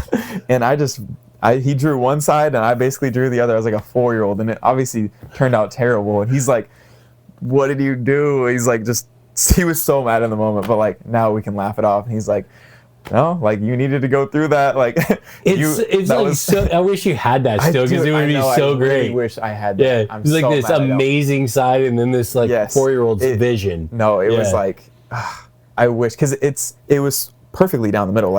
He finished one side, and I literally finished the other. It was amazing. Hilarious. I'm gonna text him and see if I can get it. If I can get it, that's hilarious. It'll be up. That would be dope, man. Yeah. Does he still have it, you think? I really hope so. That would be so cool. He has a lot of drawings and little memorabilia from then. But yeah, it started with spirals. So he would teach me how to draw spirals, and then it would be okay, from there you're kind of, I don't know why he started with that. He had a plan. He's a visionary for sure. But yeah, that I pulled painting in probably 2021. I started painting. Oh wow. 2022 maybe. Huh. So it was relatively recent. I was not too much of a artist in painting before then, but I loved drawing and everything. I think I'm a lot better at drawing than I'm painting. Mm-hmm. I'm not really good at painting, honestly. I think anyone can paint. After watching Bob Ross, I'm yeah, you're right. If you really sit down and try to do it, you can do it. Yeah. And I mean, you do the architecture thing, right? Dude, I guarantee you could paint probably better than me. I don't know. Yeah. I don't know. Have you seen any of my stuff? Yeah. I don't think you could. Yeah, I think if you painted the same things, they'd probably turn out a little bit more crisp. Maybe. I'm not gonna. Yeah. See? Maybe. I don't know. It takes some time. I don't know. I think that you could, if you put your mind to it. If you put your mind to it, I agree. Yeah. Sure. You put the mind. You take the time. I like drawing with pencil. That's me too. I don't. Yeah. Painting. Do you lay out on a grid? That's how I was taught. We would grid, grid it and then erase it. I don't know.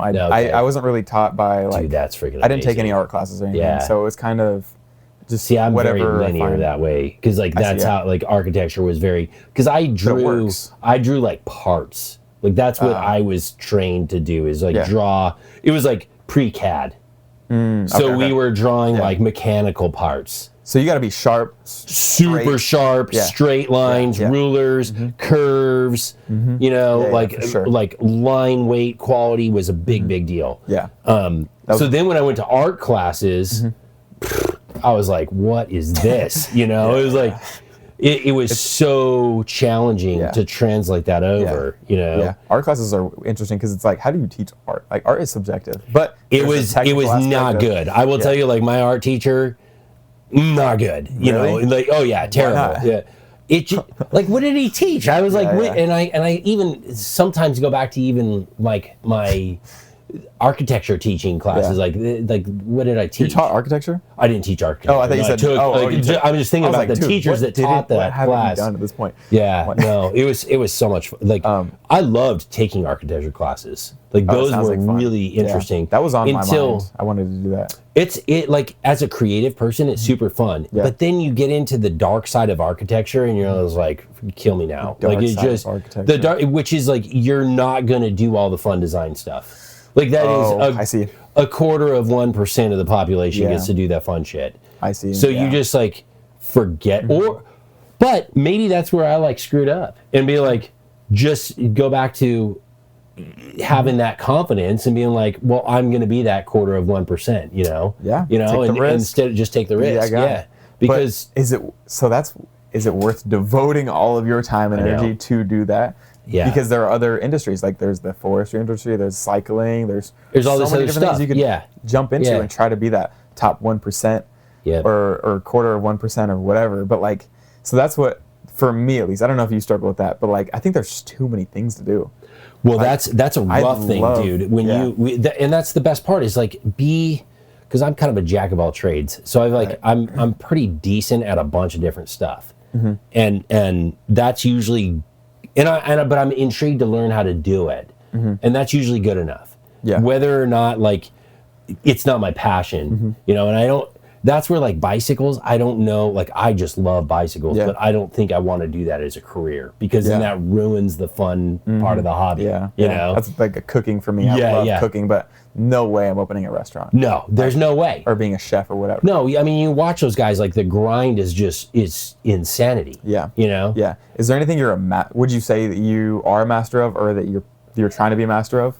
Like, you could be a jack of all trades. My uncle told me that. It scared me. He's like, you could be Jordan, you'd be a jack of all trades, but a master of nothing. Yeah. And I'm like, oh, I really got to hone in on something. What's it take? It takes like 10,000 hours to be a master of something. I guess you've had, I mean, look, you had 10 years of, teaching. Like you're a good... No, I definitely am a master of teaching. Like so I feel like... How long is 10,000 hours? What is that like? Well, what's like it's like... if you did that for 40 hours a week. 3,000 hours is a year. Is a year? Is 40 hours a week. That's not as long. Yeah. So 10,000 hours. So you've been teaching for 22 years? Yeah. Come on. Yeah. You're probably close. I feel like for being a teacher, like I've got teaching dialed. Yeah. For sure. I know I still get surprised. But literally the first week of class, I could tell you the students that are going to, because we lose like 50% of our students. So we start with usually around 40. We graduate around 2022. So over 2 years, 50% of those students, they go do something different generally.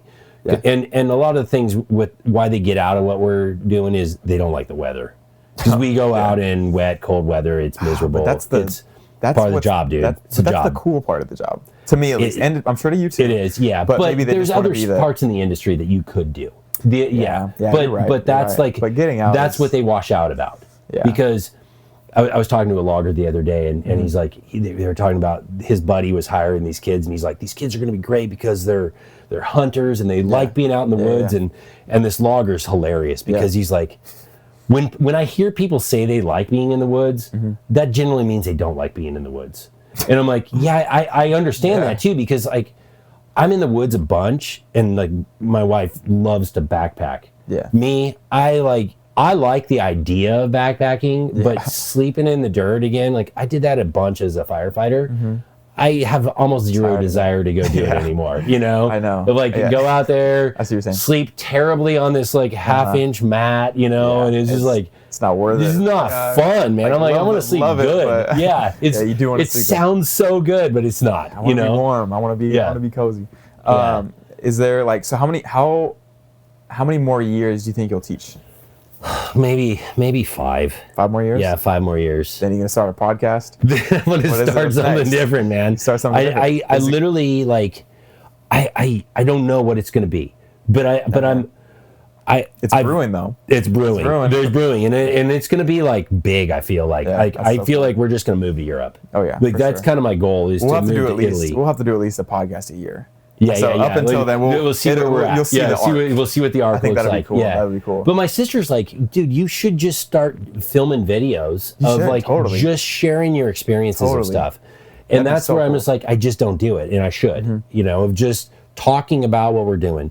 But I'm also like, there's some things in the works where I have a buddy that's working for this company that, I'm like, I like building people. So like my goal, there's nothing more exciting to me than, like, I had this kid this last year who graduated. He was a logger, kind of came to our program. He's in his early 20s. Like, he'd been logging since he was 15 years old. You know, I mean, it's crazy. So he had like good experience, but he's young. Yeah. But he got a job with this company as a forester. Nice. And which is like, with this company, it could be a career. So he could be there for 30 years, right? Seeing that kid out in the woods, I'm like, dude, that gets me. I'm like, that is so freaking cool, dude. And so like, how do I transition that into other things? Yeah, that's interesting. I love that too. Like helping people realize where their potential. Yes. Right. That's one of the things that kind of like inspired me to take the risks that I do. Is like to show that it's possible a little bit. I'm like, 100%. Okay, like, growing up. Lead by example, right? Exactly. Yeah. When you're growing up, it's like everyone's like, oh, what do you want to do? You can do anything, right? But then as you get older, that anything gets smaller. You know what I mean? They're like, oh, think realistically, right? But I think anything is problematic too sometimes. It's so big. For sure. It's like, I don't know, like, did I give you that analogy before? I think it was like, when you're in a store and there's like 200 different bottles of soap on the shelf. Yeah. It's so ridiculous. It's too much. It's like, too much, man. I would much rather have like, and then you're reading the back of it, and you're like, what does this mean? And you're like, I can't buy this shit, And you're gonna spend all your time thinking about what you want to do. Like, I would rather have like 20 bottles of shampoo on the shelf to choose from, because it's like it can be miserable to try to pick cipher through all of those options and like, okay, I'm finally leaving the store with this one, but I don't know if I'm like, can you confidently say that was the one? Dude, that's one thing that so I had a student one time who was from Switzerland. And he came to our he never missed a question on an exam, quiz, nothing. He never got, like, he had an A+ grade for every class that he took with me. Dang. And I was like, how is this possible? Right? Yeah. And so I asked him, and he said, it's because in Switzerland, they aptitude test us from the time we're 4 or 5 years old. And so you can't be anything in Switzerland. You could, I guess, but the reality is, like, they're funneling you, there being like the government, funneling you to what your brain is good at. Does that make sense? Yes. Yeah. And that's where he ended up, where his brain was good at. And so they do that, cool. So part of me is like, that's amazing. Right. The other part of me is like, is that truly freedom? Yeah, it's weird. Because you can't be anything. Yeah. And if you talk to other people around the world, like I've worked with a lot of people from Central America, that type of thing, because I had exchange students. Yeah.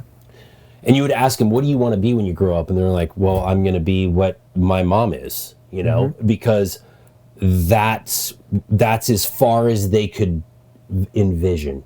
They didn't have this idea that I could be anything, which I think that is somewhat problematic in our society today, is that you can be anything. Because I see that with our students. When they come in the first year, I teach this class like career development, which is where I just expose you to what the industry looks like in terms of wood products. Right. Like what could you do? So you can be a park ranger, a firefighter, you can be a tree climber, you can be an arborist. I mean, like the list, it's too much. People were like, oh my God, I did not realize that. Like, I got into this because I wanted to work outside. And then they're like, there's 700 different jobs that I can do. Yeah. And it's like you're saying, it's everything is too much.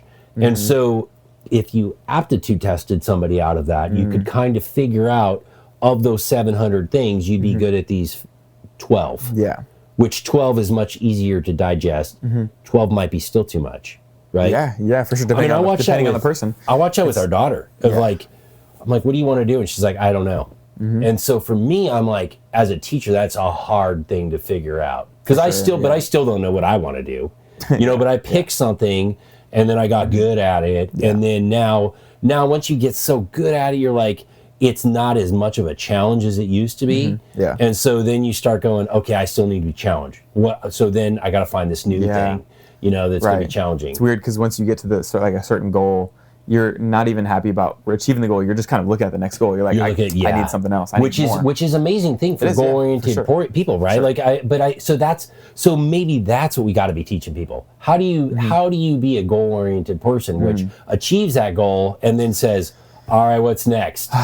You know what I mean? Yeah, it's interesting because I think that we do need those people that aren't. You know what I mean? Like that are not goal oriented, kind of that are okay with an office job. You know what I mean? And I think we'll always have those people. Yeah. But are they satisfied though? That's what always gets me. Yeah. Because I'm like, they're definitely not. Are they the broken people? Because maybe. I don't know. And because I know that my mom, she works at First American Title, and it's it's insurance for whatever. Yeah. And so she goes to the office job. She's worked there for over 10 years now. Yeah. And I'm like, there's no way. How she's trying to get me to work there. Yeah. I'm like, no. You're like, no, dude, I don't want to be an insurance writer. I want to stay far away from the white collar jobs as I can. Sure. And I just don't know how she does it though. I'm like, how can you stay? I mean, there are different positions that you can. There's different things that you're doing in there. Yeah, absolutely. I just don't understand how that is rewarding or purposeful. I needed something purposeful, I think. Sure. So you're feeling like you're making a difference. Yeah, some kind of impact. Sure. And I don't know. I need something that's. I need that purpose. That's what I'm chasing mainly. I think. And you probably are too. I wonder if she feels like that. Yeah, that's where I get really. And no shit on my mom. No, absolutely. Super hard work. Yeah, absolutely. She's consistent. I think she probably has found purpose in her role. You know what I'm saying? Even because it's like back to the comedy thing of maybe you and I don't find it funny, or maybe you know what I mean. But sure. But she finds purpose. We couldn't figure out how she finds purpose. Yeah. But there's parts of me at times too where I look at these people that there was a guy the other day. He was 80 something years old. He'd ridden his bike around the world for 50 years or something. Right. And I'm like, man, maybe that's what living is. Because I get tired of being in the rat race of payments. It's the insurance went up 15% again this year and da-da. Yeah. And I was like, I don't want to play the game anymore. I want to pull all my pieces off the table. Yeah. I'm taking my ball and I'm deflating it. Exactly. I'm running away. I know exactly what you're talking about. Literally I just want to go experience stuff. Yeah. And whatever that is living in Oregon, I have a much greater appreciation for the sun. So that is what I got to find next. Is whatever I'm doing, the sun has to be involved. Meaning I got to see it 200 days a year, instead of 130. Seriously. Yeah. I know. So somewhere warm, hopefully. Somewhere warm. Maybe space, dude. Maybe you gotta go. Maybe Mars. Yeah, maybe we're going to Mars. Hey, but would you go to Mars if you had the option? Why not, dude? There's no way. There's too much to see here. Mars. I'm like, you'd be one of the only humans in history. I don't want to be that. I don't need to have. I'll give you another story that this just reminds me of life. I worked with this guy. He taught for 40 years, and he retired. Right, he was amazing teacher. Never left being excited. Always excited. I think it was 42 years. Something crazy. Literally 18 weeks after he retired, people were like, "Who are we talking about?" And we're like, "The guy that was here for 42 years, for gosh sake," And it's humans just are so short-sighted in what it is. So for me, it's I don't really have a desire to go to Mars. I wouldn't even have a desire to go to the moon. I applaud those guys that want to do that. That's scary. Wouldn't it be scary? Yeah, so scary. Strap yourself to a rocket and shoot yourself into space. It's come on. Space is one of the most fascinating and scary things of all. Like there's, I don't think there's anything. It's maybe like, the ocean. The ocean is. That's pretty scary too. Space is appropriately named. Like it is just like nothing but like we think of like.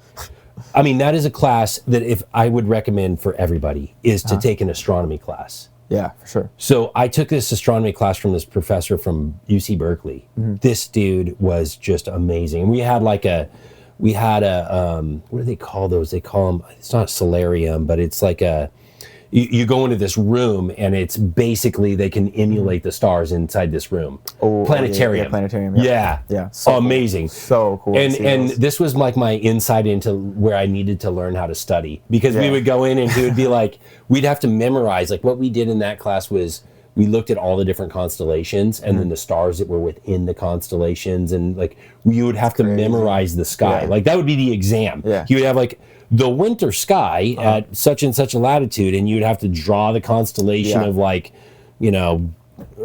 Arcturus or whatever. And then like, it was amazing. And so, but that class just taught me that there is so much out there. That is like what's crazy undiscovered. Like I was reading something. It was like over 90% of all the stars that we see they don't exist anymore. It was like, that's kind of scary. When you start thinking what a light year is. So I start talking about that of like the speed of light, because the speed of light's like 186,000 miles per second. Okay. And you go like, that star is like 56 million light years away from us, which is the distance it takes light to travel, 186,000 miles per second in a year times 56 million. And your calculator's like breaking, because it cannot. It's just huge numbers. Just like you can't fathom it. When during COVID, I had this group of engineering instructors that because we couldn't get together, right? And so we're like we were sequestered for whatever it's just semester or whatever, and so we were just like texting back and forth, and we would have like Zoom meetings or stuff just to laugh at each other and stuff, and so we had this thing that was like, I was talking about the average human, a normal person can't fathom what a billion looks like, right? It's hard to even know a million. No. So so I said, and so then one of the engineer guys is like, okay, you can only guess. You can't look this up to get the answer. So he's like, if we took a stack of pennies, a million pennies, how big of a distance would that go? Okay. Let me guess. Yeah. What do you think? A stack of it. So a penny just laying flat. A million. 1 million. Laying flat. Laying flat, like stacked on top of each other. Okay. Stacked on top of each other, and you could like lay them over. Okay. How long would that extend? I will say a mile. That's like I was guessing a mile. I was like, I think a mile. I was like maybe 2 miles or something. I mean, you can correct me, but it's something around 6.5 miles. Dang, okay, dude, which I would is guess, at most maybe like 5 miles. At most 6.5 miles. But you and I can visualize, like we could see a penny, and we know what a penny is, and we can go, okay, we now know what a mile is. That past? How far up is like the ozone layer? Oh, dude, I'm lost at that point. I gotta look at it horizontally. Let's look this up. Let's see what it is. Let's look this up. Yeah. This is why I need someone to. We need a Jamie. Yeah. How far up? The ozone layer is probably. I'm gonna guess 10 miles. 10 miles. You can make another guess if you want. Is it further? No, it's further. It's further? Is it like 62 miles? It's 60. Wow. I didn't know so that. That's significant. Yeah. Because 62 miles is like from here currently to Salem. That's 62 miles ish. Yeah, that's pretty crazy. That's pretty far. That's pretty far. Right? Like it's going to take you an hour to drive it was like that. 10, 20 miles. Yeah, I didn't think it was that far. Yeah. So 6 miles is not far. I mean, we can drive 6 miles in like maybe 8 minutes. Yeah, but seeing that stacked up, like right. So, but that's a million. Mount Everest. No, Mount Everest is like 30,000 feet. So there's 5,000 feet in a mile. So it's pretty close to the height of Everest. It's so funny how we don't use the metric system. I don't know why I'm thinking about that. It's but so stupid. I've converted myself over because all the guys I ride with online are all from around the world. And I'm in kilometers and meters And I use it all, and no one knows what I'm talking about in the United States. And I'm just like, you can do the conversion. So we did 1 million. So then we're like, well, what's 1 billion? How tall is 1 billion pennies? How tall is 1 billion pennies? If 1 million is 6-ish miles, I'll say, I want to say 100 miles. Yeah. I'll say like 90 to 100 miles. 90 to 100 miles. I know. That's what I would guess too. Yeah. It's like 860 miles. It's like the length. It was more than that. It was the length of California and halfway into Oregon when I figured it out. Dude, that's crazy. That's 1 billion. I'm like, that is... So when you start talking about a star being like 6 billion light years away from us, it's like, I mean, we would do these scales in the class where we would look at like if the Earth was the size of a grain of sand. Yeah. Okay. And then the moon, how far is the moon away? Yeah. And so then we would do the calculation, and the moon would be like, 3 or 6 feet away from us or something like that. And then we'd be like, okay, how far is Mars? Mars would be like on the other side of the campus. Oh my God. It was ludicrous. It's insane. Ludicrous. And that's so crazy. To just like break that down it's just mind-boggling to me how much is actually out there. Yeah. So how long is the trip to Mars? 6 months, right? Is that what that is projected or whatever? No I think it's like around 6 months. Is it 6 months? I think it might be about longer? 6. It might be maybe like longer. A year. Maybe it's like a year. It's closer to a year. What am I thinking? 6 months. That's to some. What am I thinking? Regardless, it's a bit of time in a spaceship. It's a long time. So there's no circumstances where you would do that. There's no circumstances where I'm like, really? That's where I'm getting in. No, man, it's like getting in. It's like these guys that get in the submarine and they're like, I'm gonna go down and look at the Titanic. You gotta go back to the Yes Man convention. Dude. No way. I'm like, I'll watch you from this screen. Yeah. Oh my There's no level of risk that I'm willing to do that. Elon he's got to send his robots over to build us like an infrastructure. Maybe that's what he's doing. I think might have been reading about that. Like that would be he's building like all his little like his tunnel systems. All these things are dude, that is like a plan for Mars almost. Because like when you think about a person that can handle the bandwidth of information, like most people, if and your generation is good at this, like in terms of you can watch a video, listen to a podcast, and be talking to somebody.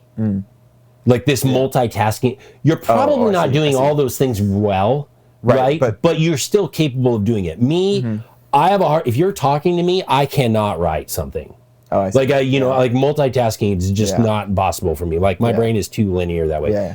Like, Elon is. I just envision him of doing like 12 things at one time. Oh, my gosh. I just can't even imagine. Or he's insane. Very compartmentalized and can be like, I'm just going to focus on this for 4 minutes and then closes that off and moves on. That's how it is. I saw a podcast, I think, or an interview. He was talking about his schedule, and he's like 5 minutes here, next 5 minutes somewhere else, doing something else. Gotcha. But it's like right after. It's like, right after, yeah. It says it like keeps him going, like fresh on the topic, so he doesn't get kind of like dragged out a little bit about it. Sure. And he'd be like thinking about something else instead. So it keeps him his focus has got to be just so. That's like it's pretty smart, honestly. You have to. I would say you'd have to probably compartmentalize it that way. Yeah, because like a normal human, I don't think could do that. I don't think I'd be able to do that. Like that's like doing homework for like all different classes, but 5 minutes at a time on each thing. It's like I don't think I could catch a flow state on one piece because that's what that's what I'm looking for at least. I need to catch that flow state, get in the zone, in the groove. Yeah, exactly. But Elon's like, he's like in the zone 5 minutes at a time. Yeah. He can enter it probably a lot faster than we can, I bet. Yeah.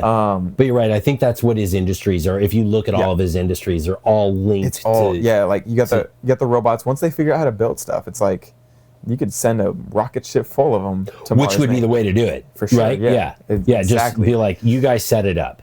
Yeah, which is insane. And you're asking AI like, what do you think? And AI is like, this is what I think we should do. And they're like, awesome, go for it. It's crazy. Especially when these robots will be able to like just I was reading something about that the other day where they were like the AI was able to just make decisions. It was just making decisions, which On what? I'm gonna just completely misspeak. Okay. So I don't remember. But I think that's another thing that when I'm as a teacher, what I run into a lot of times is that I get students they're just not willing to make a decision. They're reluctant to make a decision, which is so crazy because they don't want to make the wrong decision. Yep. And I'm like, they're so afraid of failure. And I'm like, dude, make the wrong decision. It's better to fail. Gotta fail. Yeah. It's better to fail than to think that you're staying the same. Because then you're going to learn, too, when you make that wrong decision, or if it is even a wrong decision, which a lot of times it is. I mean, even in tree work, we're making wrong decisions. Yeah, you have to. You have to get good at failing. Because, I mean, there is no real such thing as failure until you give up on that thing, sure. Right? Yeah, I guess that's true. That's another thing, too, is like, I don't have a plan B for this because I don't want to, like, then I'm kind of saying, like, okay, I have a way out. Right. If it doesn't work, if I fail. Yeah. Which I'm just like, I'm giving myself permission to fail at that point and give up. But I think it's a good idea just to stay on the accelerator. Like, just keep going. And that's what I'm trying to do. Yeah. And but some people look at me like I'm crazy. Like, my mom, she's like, all right, you're just, all right, do your thing, whatever. Yeah. Like, at this point, she's kind of done trying to persuade me otherwise. Yeah. And, I mean, I have enough, like, delusion, I think, to keep myself going. But that's I just keep going. And it's not a bad delusion. Yeah. I don't think, obviously. But it's not harmful to you. No, it's productive, if anything. And it's like, and so it's not hurting you. I'm learning a lot more than I would have. Yeah, if it's challenging. Like, that's what I think about is, like, it's not a toxic experience. Yeah. You know? I hope to inspire people to, like, okay, I want to do that. I can do it. Yeah. I could do maybe start that podcast, or, I mean, a lot of people have podcasts now, so I'm not like, start a podcast. But still do something that you want to do. Yeah. There are those that obviously will stay stagnant and, like, just kind of sit with comfort, which is fine. Yeah. Like, there's nothing wrong with that. But I definitely don't want to be that person, just because it doesn't sound too fulfilling, especially if we're here to experience. I believe that the meaning of life is to experience. Yeah. And if we're here to experience, I don't want to kind of follow this this flow of water that everyone else is with, you know? Because that's what everyone is, like, the system is like, okay, we've experienced this, so you're going to experience this. Like, go to school, go to college, get a job, 9 to 5, pay off your debt, and then retire. Like, that's the... Your generation changed that, though. Like, I think my generation was the last one for that. Because, I mean, my mom was like, go to college. Mm-hmm. And because no one really had a degree in my family, you know? And so it was like... And we didn't have money. So it was like, go to college, we'll figure it out, you know? And, like, I worked in the summer and saved my money. And tuition was not ludicrous like it is today. Like, I mean, crazy. It's ludicrous. Yeah. It's literally, I think my first year I paid like $12 a credit for community college. Now it's 10 times that much. You know, it's like it's $150. And it does not need to be that. No. Like, it's so ridiculous. It is. And so for me though, to college, and then that's what happened is, like, I got good at school. Yeah. So Are you happy with getting good at school? Like, are you happy with going to college and everything? Yeah, like, I wouldn't have done it differently now. I would have, if I could have gone to a program like my program, I probably would have ended up slightly different than where I was. But what my motivation is, like, working for people that I didn't really look up to. Or like, I actually got pretty lucky in the fire service. Like, I had good fire captains. So that's a really tough thing to come by. Yeah. They were just smart people. They'd been in it a long time. But I also saw people that were taking, like, they were getting promoted because they were assholes, or they just kissed the right person's butt, you know? I mean, and they were going, and I was like, dude, I want to be that guy's boss. Yep. You know, like, that was my motivation. And it was, I mean, I wouldn't say that's a great motivation, but I just wanted to be better. I felt like I could do it better than they could probably do it. Yeah. And so why wouldn't I want to be the one in charge? Exactly. So at that time, you know, it was like I had to have a degree. And so it's still kind of that way for state and federal agencies. Like, you have to have a 4-year degree. Right. And so that's a major barrier because I feel like you don't. You know, there's a lot of people, like my buddy I consult with, I mean, he doesn't have a degree, and he's so freaking good at it. Yeah, he's really good at it. Yeah. And it's because he doesn't fit into, like, him and I will have conversations like. I'll give an example. Like we do this like inventory work. So I got all this data on trees. Now I got to put it into a computer program. We got to statistically analyze it. Like getting that from a data recorder, which is like, think of it as like your phone. Right. To translate to, it's like usually in Windows Mobile. It's some shit that is not even supported anymore, right? And then he can explain that in a layperson's terms that anybody could get it. And I find that fascinating. Yeah, I'm like, cool. Dude, you are a great teacher. And he's like, I'm not a teacher. You know, and it's so interesting to me because I'm like, dude, you don't realize you're a good teacher, you know? And so that... Only if he was taking that test that kind of filters you into that job. Yeah, like, exactly. That's where it can be helpful. I think it should be like maybe... It should be implemented as like a suggestion, like suggestive type of thing in our school system. Like, here, this is what... Just your brain, testing. Just aptitude testing, like not like forcing them to go that way, but like, hey, this is where your brain leans a little bit. Like, I think it would give people more of like satisfaction in their current position. Yeah, you know. I'll give you another example of a guy. I met a guy the other day that was a log scaler. Okay.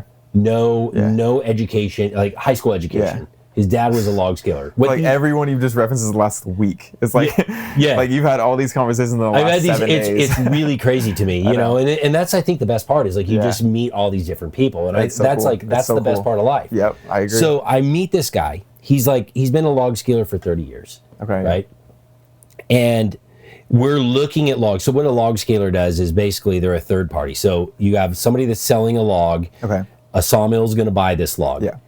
So to get the estimated volume of that log, so that we're going to assess a value to it, but to get the volume of that log, we have this third-party log scaling bureau that determines the volume, the usable volume. It's a really cool system. Yeah, so they're trying to be unbiased. Yeah. Because there's clearly inherent bias on each end. It's like when you watch Pawn Stars or something like Pawn Shop. Yeah, and they bring in the expert. Call the expert. 100%. Yeah, the expert should be the one that says this is the value, and then these two guys can negotiate, right? Okay. So these two guys over here are negotiating the price. This guy's got something these guys want. Yep. So there's these rules that you have to follow, and collectively all three of those, pretty much all three of them come up with the rules. Kind of the scaling bureau doesn't really come up with the rules; they just adhere to them, right? Okay. Long story short, this guy, we're looking at these logs, and we got like 28 logs rolled out. When you lay out 28 of anything, like I'm losing count when we're halfway down. I'm like, what the hell log are we looking at? You know, and this guy's like, oh, it's log 12, you know, and we got it on a sheet, you know, and we're looking at and these logs are jacked because it's for the class, so they got all these problems. Yeah. So he remembered the number that he deducted from that log, which to me is mind-boggling. Because I'm like, just doing it all mentally. He just remembered that log 12. He's like, I think I took this on it, and we're looking at the sheet, and we're like, yeah, he did it. He did that the day before. But I'm like, how? It's a chosen. How did he do this? And it's not complex numbers. It's like ones, twos, fours, whatever. Yeah. But just the ability to recognize that, like he's in the right spot. Is it like his aptitude testing?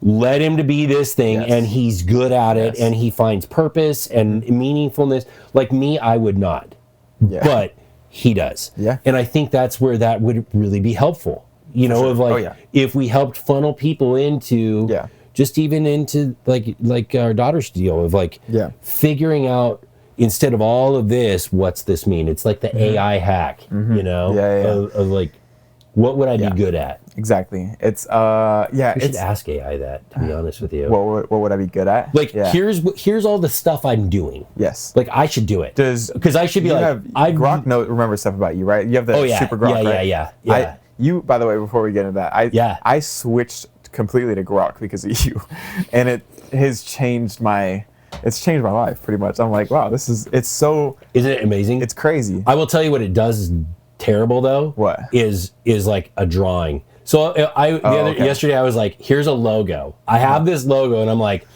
put this at the top and this at the bottom outside the logo, and it fucks it up every single time. It just drives me nuts. And I'm like, I'm literally typing to it like, you're not doing what I'm asking. And dude, it's like, I had the same experience with the podcast logo that I have. I'm like, okay, it's a simple ask. I'm like, dude, so terrible. All you got to do is connect those lines. It's so and bad. It like gives me some complete different. I'm like, what is this? You changed the color. Why did you do that? I know. I'm like, what are you doing? Yeah, so I then I went into like a logo creator because then I'm like, okay, I want to create a logo. Yeah. This logo creator, it created like 36 pages of logos that met my criteria. I'm like, this is so much better than. Maybe I got to try one of those out because when I drew my logo out basically, and then like I took a photo of it, put it through Grok, and I was like, all right, no, it make sucks. Make it look it's good. So and it, bad it kinda, I was like, okay, you're almost there. It's not good. Yeah, no, it's not good. It'll get there. But it is. But in terms of like, it can execute exactly what you ask it to. On like a intellectual level. Yeah, I'm pretty impressed by it. Like there's still some things that I found in it that I'm like, I don't quite believe that. But dude, I mean, I had to do a worksheet for me the other day that I was like, I need a worksheet on this stuff. I want, 9 questions. It's pretty good. Yeah. It's pretty good. Out of the gate. Yes. It's helped me with topics to flow through like in a conversation.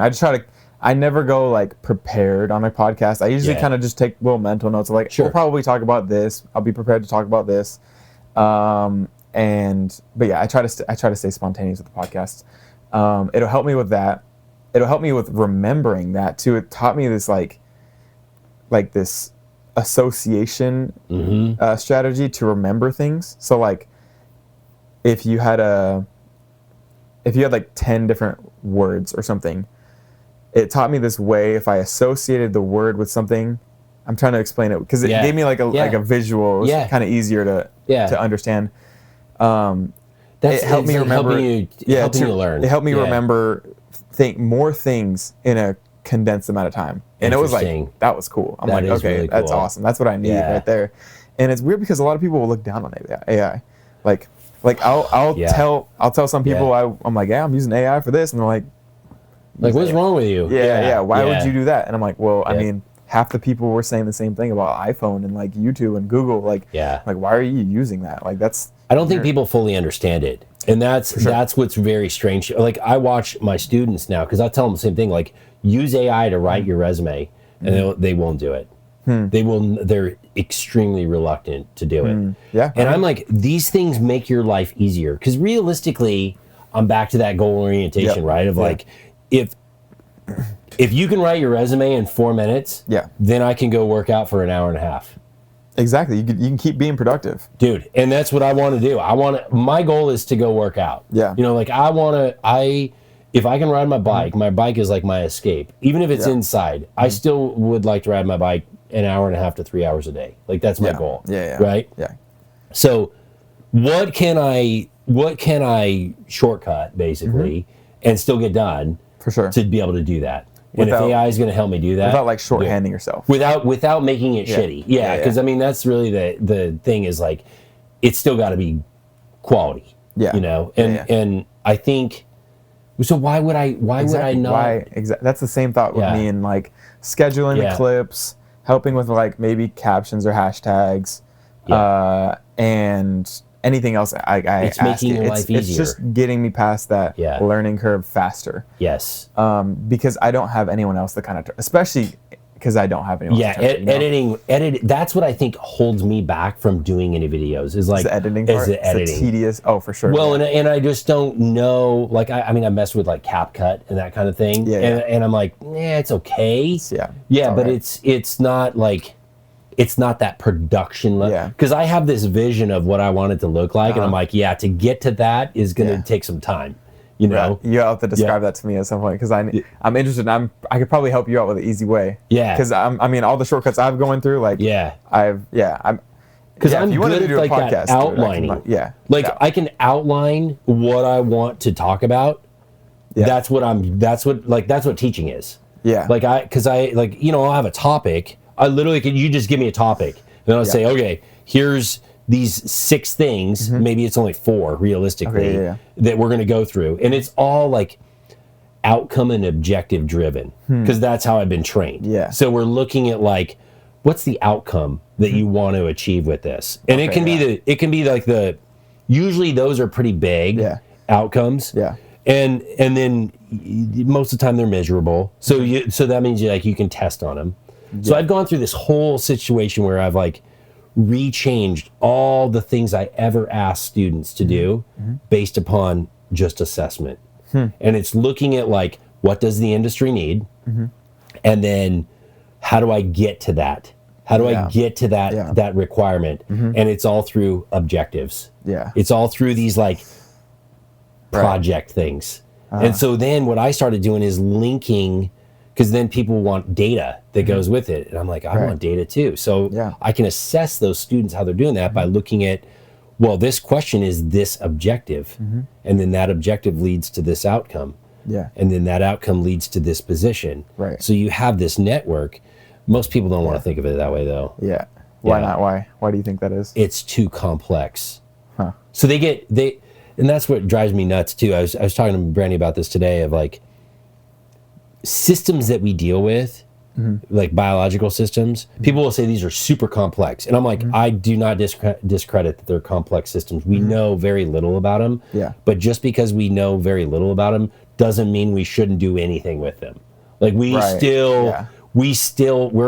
We still are intervening. We should actively manage. She was just telling me about like, I want to say it was like in Wyoming or something. I can't remember where it was. They just reintroduced like some crazy amount of bison, and they're like the bison just being there or restoring the habitat. And I'm like, yeah, duh. Like from a biological perspective, it makes perfect sense. Put them back into the ecosystem. Yeah.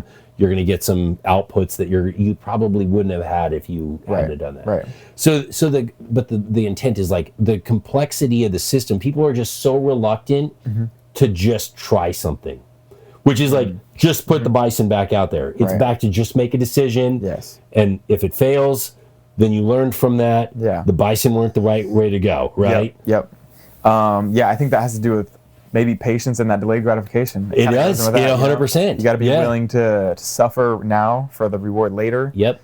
Instead of, and it may not be even a reward. The reward might come way further. You gotta just prepare for the suffer now. And if you're willing to do that, though, it'll make your life a lot easier later. It will. Yeah.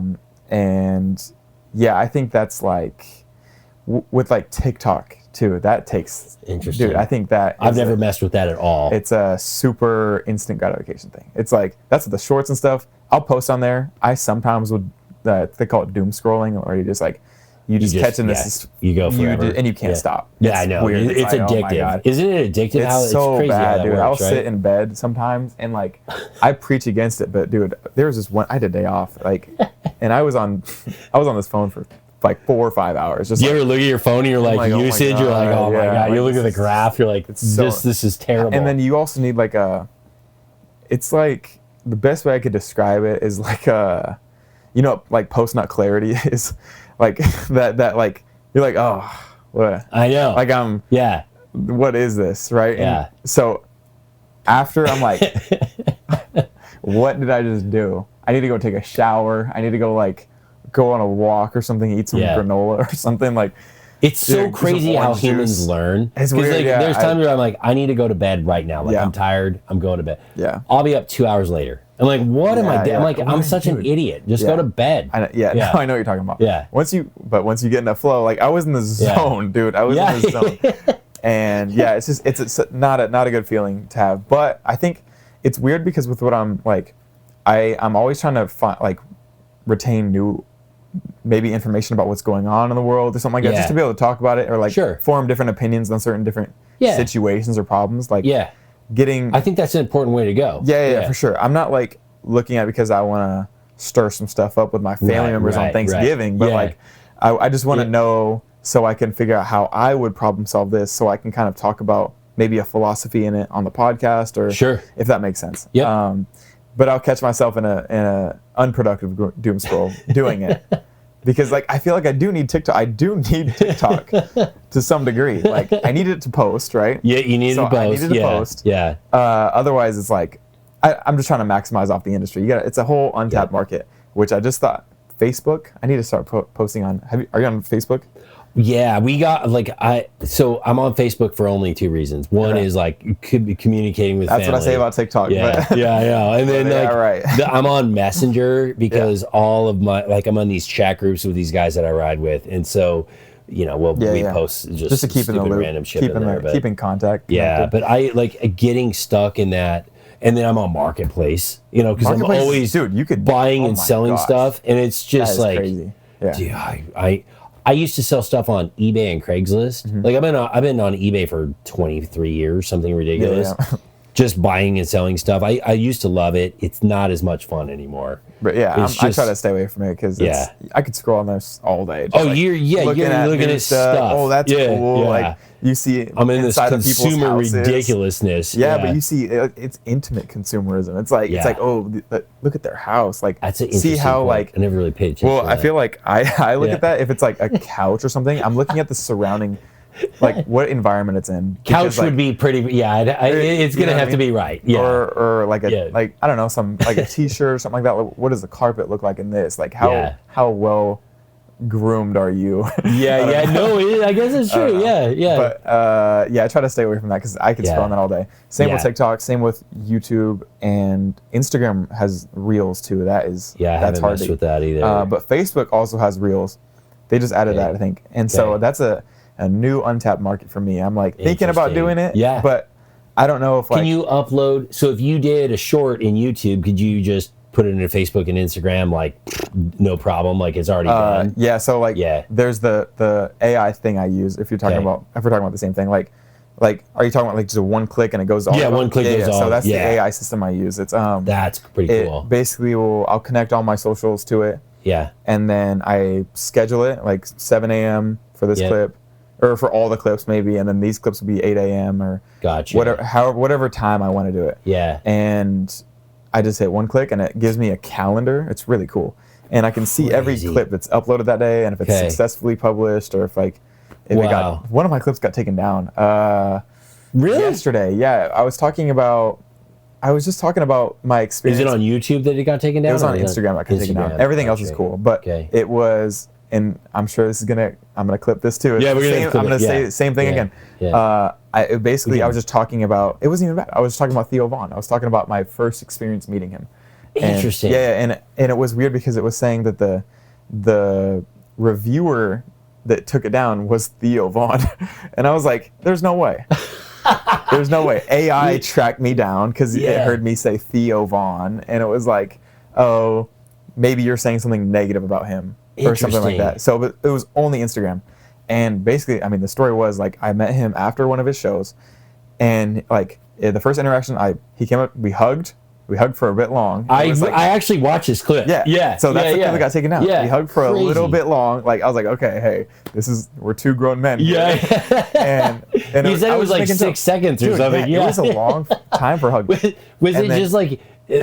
I kind of feel like Theo Vaughn is such. I watched him so much. He's just like a wild dude. Yeah, I'm not saying it's funny. I was making a joke about it. Yeah, it's just funny. It's funny because I know he would find that probably funny. Yeah, it's funny. I mean, he did it. It is funny. Yeah, and then he's like, "Oh, I like your hair" or something like that, and I was like, "Oh, dude, you're hilarious." And we just it was a good moment. It was a really good moment. I'm not saying anything negative about Theo. And I don't know why they got taken down. It was like that was it. And I don't know, dude. But anyway, it said I guarantee it was AI though, like trying to track this thing down. But it said that AI found it, sent it to a reviewer, and the reviewer is the one that made the decision to take it down. Because I was like, how does this work? There's like an option to see like what happens. And I was like, should I even fight this clip or should I just make another one? Yeah. So here we are. Making another clip. About it. Exactly. We'll see what happens. Well, we'll see if AI can clip it for me. Clip it for you. Dude, AI is just everywhere around us, just doing all the dirty work. That's if AI wasn't helping me, I don't think like there's no way I'd be as far ahead as I am now. Cause I think that's where I think like people are kind of missing out. Like I've learned so much. Seriously, like if you start to embrace it now, dude, I think. And I have a buddy that actually started his own AI company. What? Yeah, and he's like, they're just getting ready to launch it. Are you serious? What is it? Do you know what it's called? Yeah, it's called. No, you don't remember. I'll have to look it up. I think it's called Guild. That's called pretty cool. Guild. That's pretty cool. And the intent of it is like he's a software engineer, so he's like trying to create an AI that will communicate with all AIs to create an That's AI. sweet. It'll be like an AI community. Dude, this is like Facebook for AI. No, he's a brilliant guy. I mean, that's pretty cool. Super bright guy. But so you this can attach like your Grok account or something like that. I don't even know what it's going to look like. It's going to be more software engineering component stuff. Oh yeah, he's amazing. He's amazing, and he's a guy. What I love about him is like he's a little bit older than me, and I was like, "Are you going to retire?" And he's like, "No." He's like, no, he's never. He's like, I will retire when I die. Like that's. I think I'm the similar. Oh, and I'm the same way as like, I'm gonna retire from my job and go just get another job, like whatever that is. You just go do something different. Exactly. I'm the same. I think I'm the same way. Yeah. There's no way I'm gonna retire, and then I don't even know what that means. Yeah, like you mean just like sit on the couch all day? Like, that's exactly. gonna make you die even faster. I'm gonna last about 25 minutes. You know what I mean? Okay. Like, this is weird. Yeah, I gotta do something different. Yeah. I know. I'm the same way. I'm always kind of looking for that next thing. So and I don't even think like there's new podcast ideas that I've had too. Like with one of my Hunter, the guy that Danik and I work with. Yeah. I've had him on the podcast more than anyone this year. Okay. He's so much fun to have on the podcast. Yeah. And I was like, I need to like just have a podcast with you. Like we just like just us two just talking about random stuff. Yeah. Because it's so funny. Like and we just have great conversations and stuff like that. And shout out to Hunter. Yes. He's probably watched this. But So I'm thinking about, I was like, man, I have so many different ideas for new ways of developing content, I guess. Yeah. But I'm sticking with this. I'm consistent with this, and I'm firm in it until something happens. You know, when you watch these people do it, it's like there's no right way to do it. Yeah. And I think that's what, like, I mean, that's where I start getting down on my colleagues a lot of times, especially like math folks, because it's like they're teaching this way it's this way because they've done it that way for a century or 2 centuries.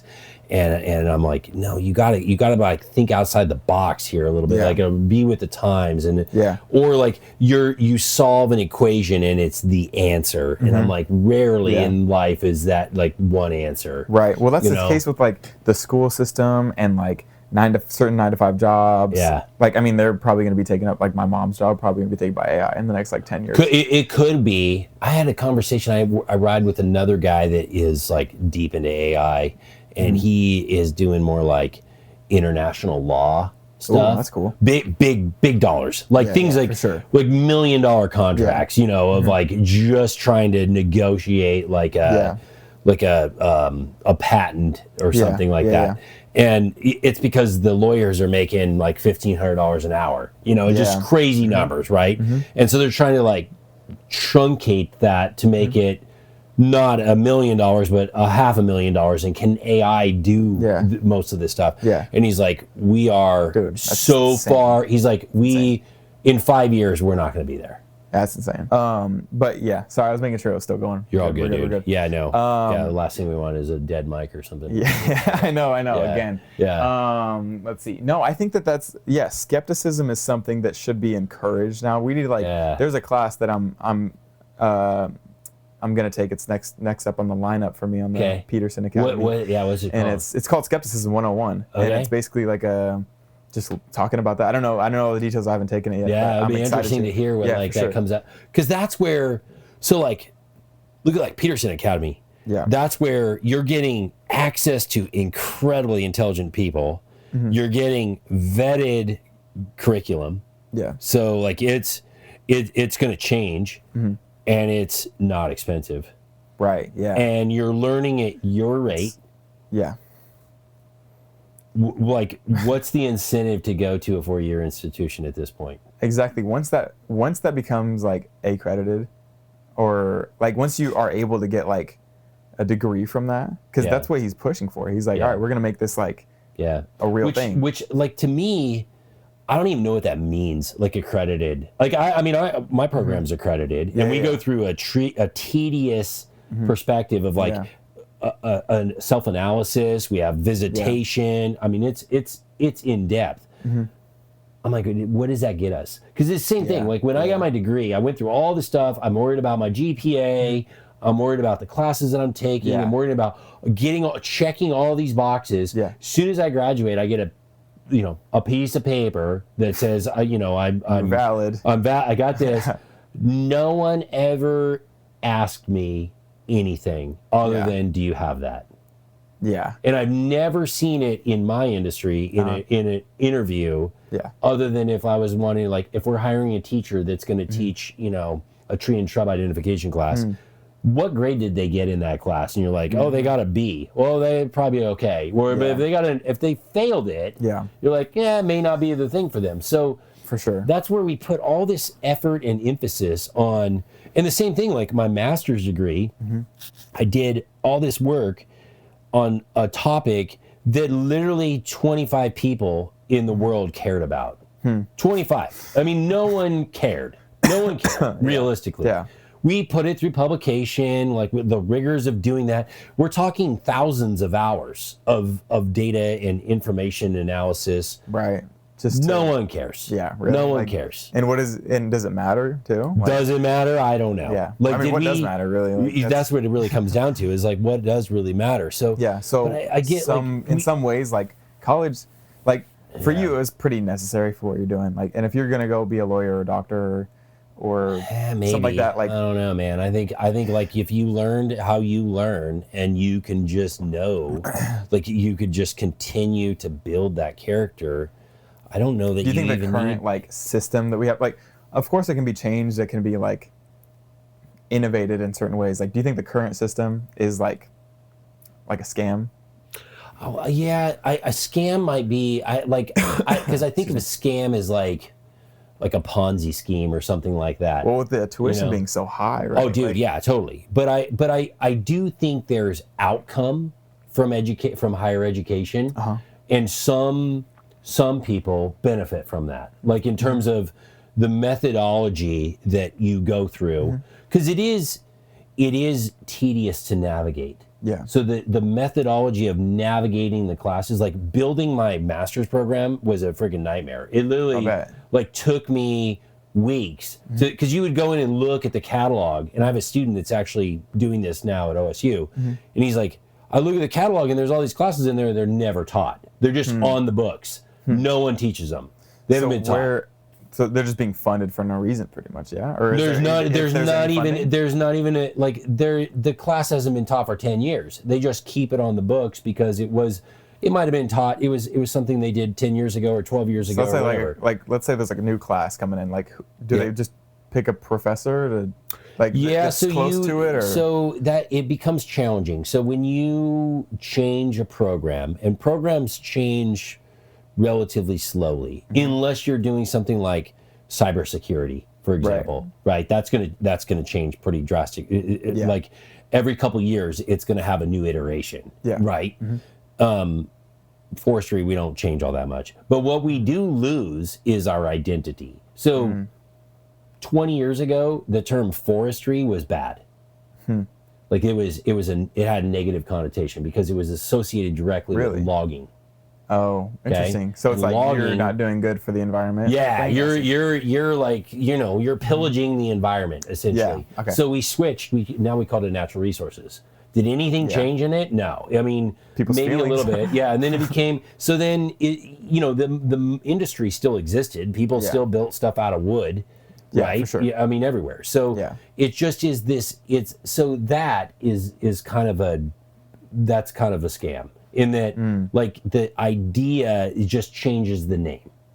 Okay. Right? So the name just changes, still doing roughly the same thing. Yeah. But it is generally driven by, what type of professors you're going to have in those positions.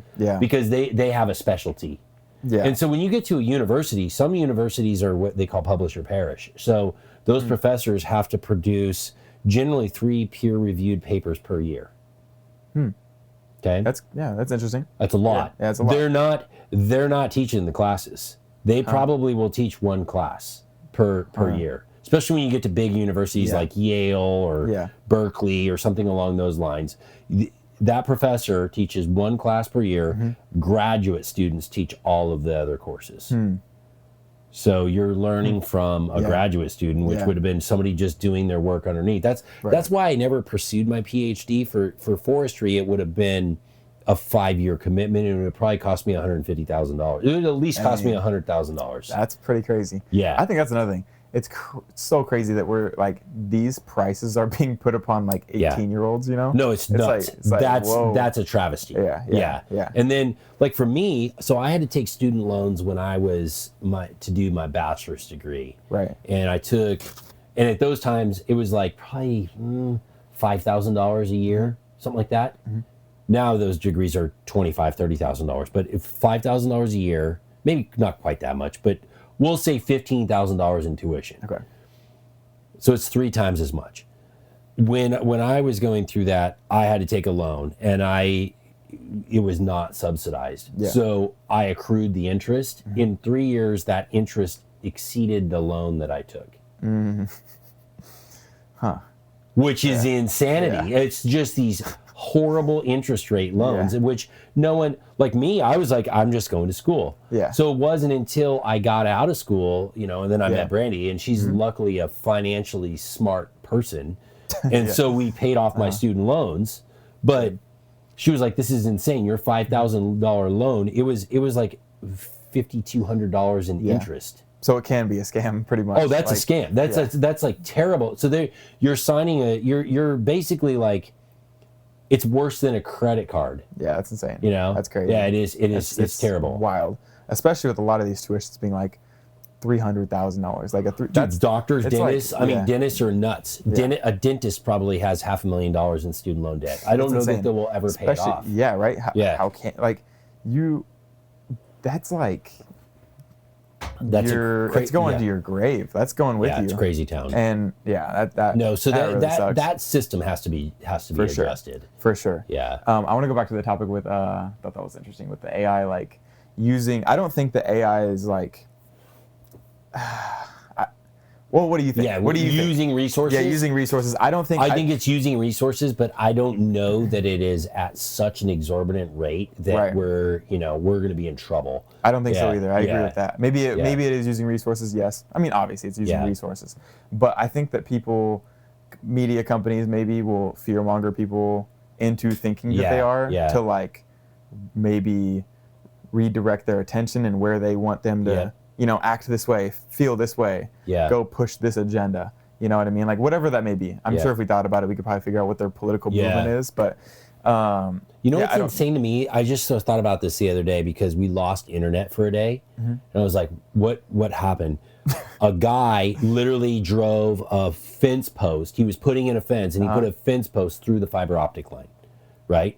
Huh. Just driving a fence post in. Yeah. He didn't call before you dig, right? Like what you're supposed to do. Yeah. And so he put a fence post to yours? It was down the road like 6 miles. Oh, okay. So 6 miles. So internet gone. Literally one goofball with a piece of pipe, or a rod driving it through. So I'm like, those data centers, like, how easy is it that we can shut that stuff down? That's what I think is crazy. That's pretty weird because it feels bigger than you. You know what I mean? It does. If you can just stick a pole in the ground and it turns off, that's pretty fragile. That's pretty fragile. Yeah. And it's weird because it doesn't feel like that, I guess. Yeah. So I'm like, the AI, like literally, could we just shut it down by basically unplugging it? I mean, I know but I mean, I remember reading about that with Elon, like where they were like when he took over Twitter, and he's like, we're shutting these servers down. Yeah. And they were like flying to Texas or something. He's like, turn the plane around, and they went back to Sacramento, and they literally were like unplugging servers because they were like, we can't turn the servers off, and he's like, yeah, we can. We're just gonna go unplug them. I see. Maybe so I think like I don't think it's there's a reason why we're told what we're told. I feel there's like for sure. Bias. I completely see what you're saying. Like they're painting it out to be a really big thing. Like this is inevitable. And it's permanent. But I mean, if it's easy, and what probably is pretty just as simple as unplugging something. Yeah, wouldn't it be wild if we just unplugged? Because I thought about that the other day. Like, what if everybody just turned their phone off? Yeah, what would happen? What would happen? Yeah, for sure. It's like when people were talking about like, what if everyone on Earth jumped at the same time? Like, what would happen? Right. What like happen? we all, we could. Yeah. We could. Yeah, that would we be got to crazy. organize like something on Twitter or Instagram or something like TikTok. This day will be like a no phone day. Planet. That'd be kind of cool. That'd be like a national or like a worldwide like no phone holiday or something. Where it would be great. That would probably. I wonder what would happen. It was actually, so we didn't have internet for the day. Yeah. Right. So what'd you do? So literally you could not do anything.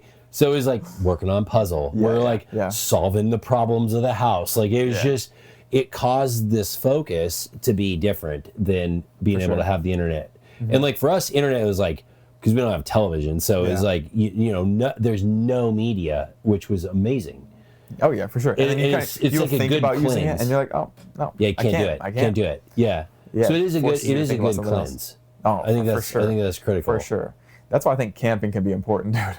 Camping can be important. I haven't been in a few years. I need to make my way out there. Being in the woods. Are you a camper? Is good. Being in the forestry industry. Are you a camper? I am kind of like I like sleeping in a bed. Yeah. So it was like we have a trailer now. Yeah. It was like you're a glamper. Yeah, I'm a glamper. Yeah. So I know that's okay though. My wife always gives me a hard time. Like when we chased the Tour de France for 4 days, and it was so rough, but we were camping the whole time. So we'd camp, then we'd get up in the morning, we'd ride to where the tour was going to be. We'd wait for the tour to go through. Then they'd close all the roads. We'd wait.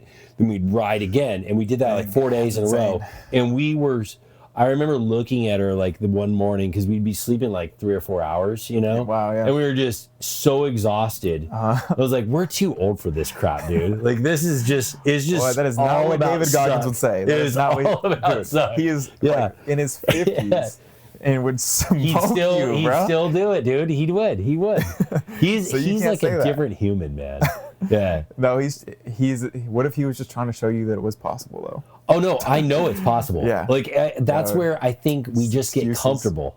Yeah. Yeah. For sure. You just you seek comfort. Yeah. Versus. Yeah. You ever watch that podcast like Seek Discomfort? I think so. Travel. Yeah. I think it's a dope saying. I really think it's good. Seek discomfort. You should. Yeah. Because that's the flip side of what retirement is. Right? Retirement is like comfort. Seeking comfort. Yeah. Which what even does that mean? Like seeking discomfort. Comfort is weird. Yeah. Yeah. Seek comfort. Yeah. Seeking discomfort. That's good. It's doing something hard.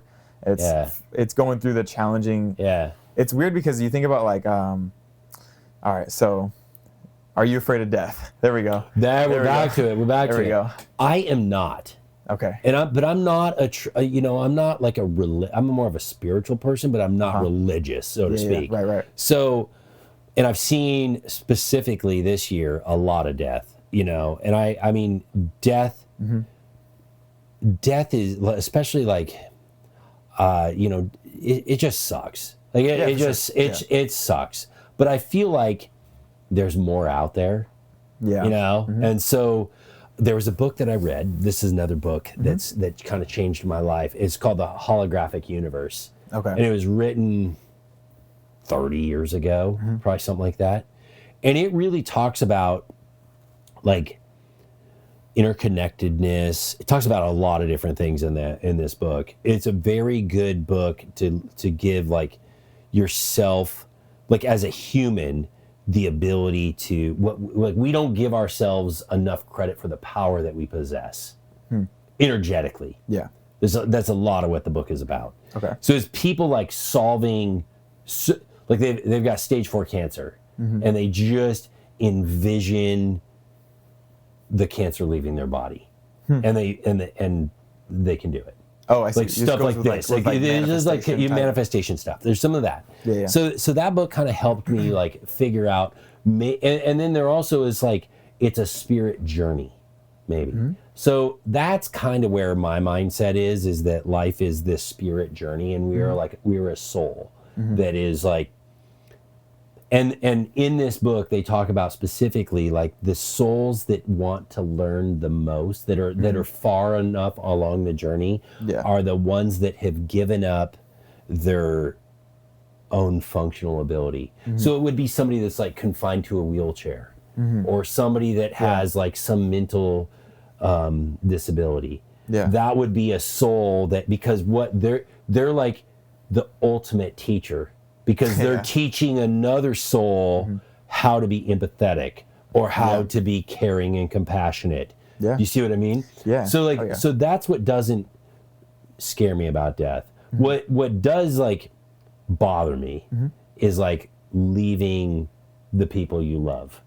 For sure. That's the big deal that like you can get wrapped up in. Yeah, because that's you're leaving this life, right? Yeah, like so it's like this life. It doesn't mean that it's going to be like a black screen for the rest of time or eternity or whatever. That's like unfathomable. You can't even imagine that.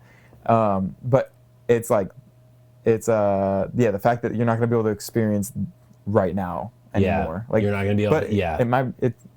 We don't know. We don't know what that next dimension is. No, and maybe it is. I'll give you an example of death that like my grandma. So my grandma was we lost my grandpa first. This is on my mom's side. My grandpa passed away. He was a great man, but he passed away relatively quickly. Like he was a pretty heavy smoker, pretty heavy drinker most of his life, and he literally had cancer, and it was like riddled throughout his body, and I want to say in 10 days he was gone. Wow. Right? Like it was quick. And he was gone, and my grandma was by herself, and my grandma was she never stopped. This woman was she was amazing. And so she didn't come from a lot of money, wealth wise. And so I did a sabbatical like maybe 8 years ago, and she loved this band called Il Volo, and it was these operatic Italian singers. And so Brandy and I were going to be in Italy, and I was like, we should see where Il Volo is. And they were in Rome when we were in Rome. Oh, no way. And so I called my grandma and was like, if you can get to Rome, we'll take care of all the rest of the stuff. So like we'll have a place to stay, whatever. So my aunt, she didn't have a passport. They figured out, like my grandma had a passport. She traveled the world pretty much, but so they flew to Rome, and we spent like 7 days with her. It was friggin' amazing. And we went and watched Il Volo, and it was awesome. Yeah, that's 3 months later, I get a phone call. My sister's like, Grandma's gone. Wow. Like she abruptly?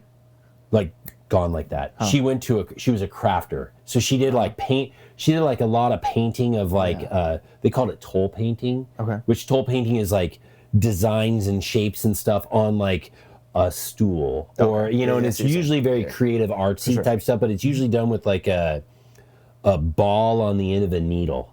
So you like dip the ball in the needle and then you would drag it, and then dot it with the ballpoint pen. It's kind of ball. Yeah, it's kind of like a ball. Yeah, it's like a pin. It's really, anyway, it was cool. And she was super cool. She was into knitting, and I mean, she's an incredible seamstress. But anyway, she was gone like that, and just it was abruptly. There was so she had something going on. Like she was at a craft fair. She didn't feel well. They took her to the hospital, and then she just left.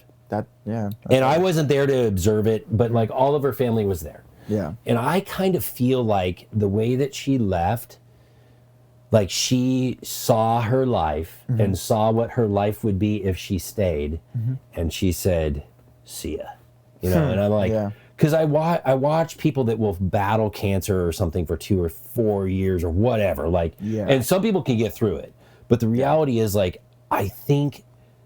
When you see somebody that's like, I've lived a fulfilled life, peace out. It's pretty much good. And you have like all the family around you that is loving, and people are willing to do things for you, and so that's what I look at as like, that's my aspiration. For sure. Is like when the time comes, it's done. It's done. You're done, and that's what doesn't scare me. Yeah. Is being fulfilled at the end. Be like, all right. Yeah. I know that's so because I know that's not now.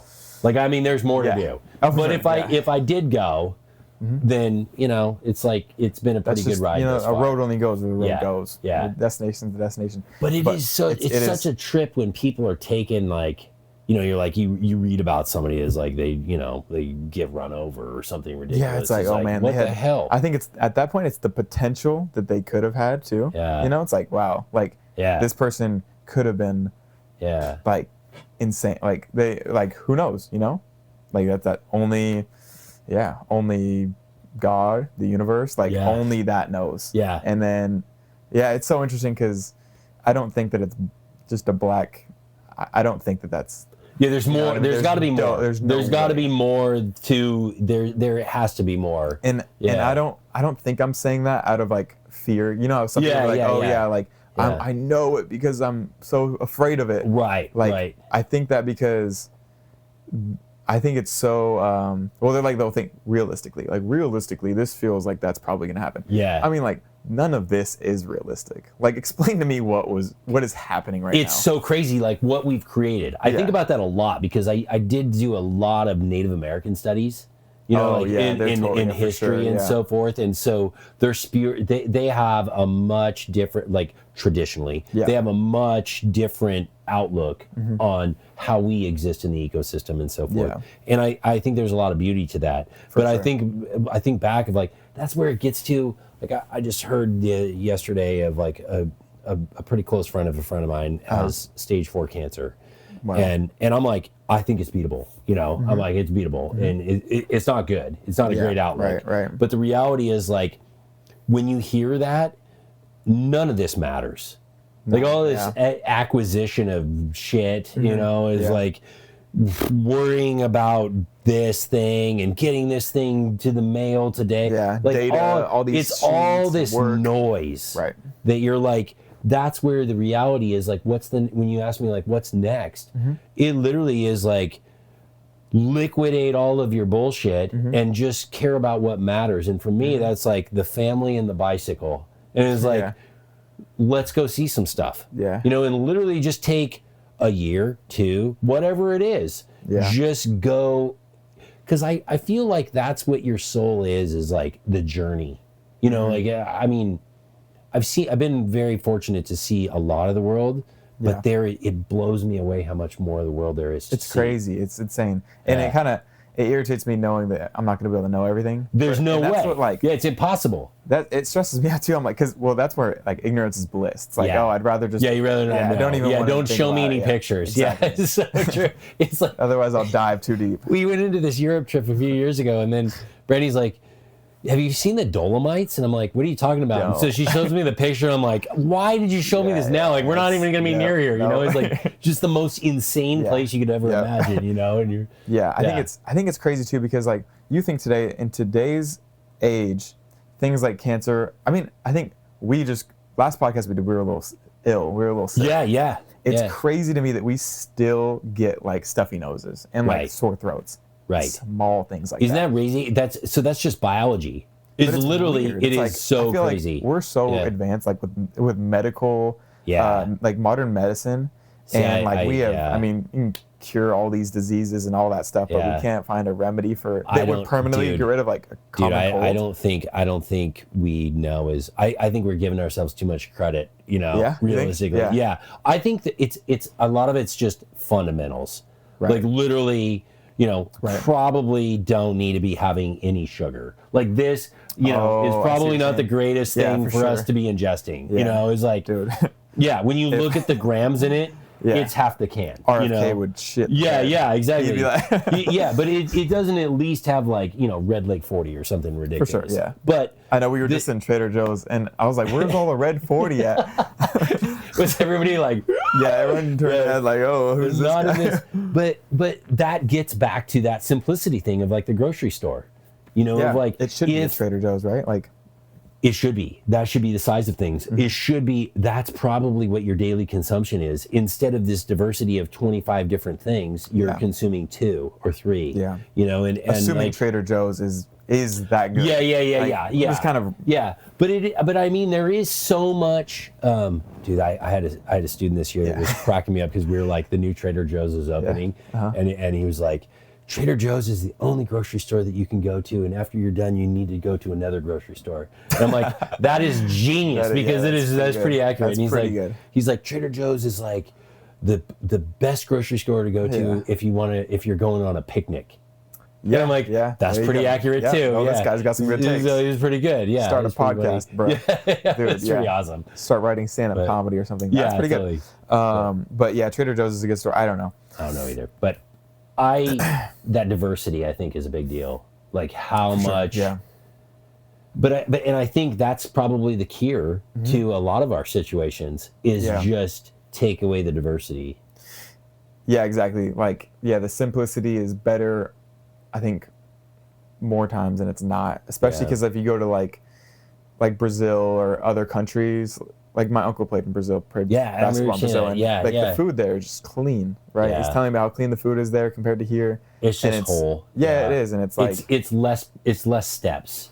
Right. Yeah. It's less processed, I guess. That's what I was doing a nutrition course as well, and it's like I didn't really know that like processed foods are just anything done to anything something. touched. Even just cutting an apple. Yeah, that's processed. It's processed. Yeah. So it's just how processed. How many of those processes does it go through? Yeah. So that was interesting to know. Because it's like some of that is because cutting an apple, that seems like a pretty simple in terms of that's one process. Right. Now, when you get a dried apple, that's gone through 8 processes. Like to get to that point. Yep. And I think what our big thing is like the more processes you go through generally leads to worse scenario. Yeah. Because it's like, well, we're trying to make it last longer. So we add sodium nitrite to it or something ridiculous. You know? It's and that's what we don't know. Yeah. There was good of like, if you want to just find a healthy meal that you know is like going to be good for you, is if you can identify everything that's on the if you can identify everything that's been done and it's on the plate, it's probably healthy. Yeah. So, but once you get to the point where you can't really identify like yogurt, I mean, that can be healthy, but like you don't know, like yogurt's kind of a weird looking kind of a thing. Wild looking like thing. And that's where you start to get, I mean, like Cheez-Its. It's hard to identify what that is. Or like, have you seen this? There's like a TikTok guy out now that he will like, him and his wife are making things that are like, they go to a grocery store and they're like, bring out, a cookie. And then he goes through, and it's kind of like a shtick, of like he needs like genetically modified corn, and then he's spraying it with glyphosate or something, and it's like, it's freaking brilliant. But in the end, he ends up with the cookie, right?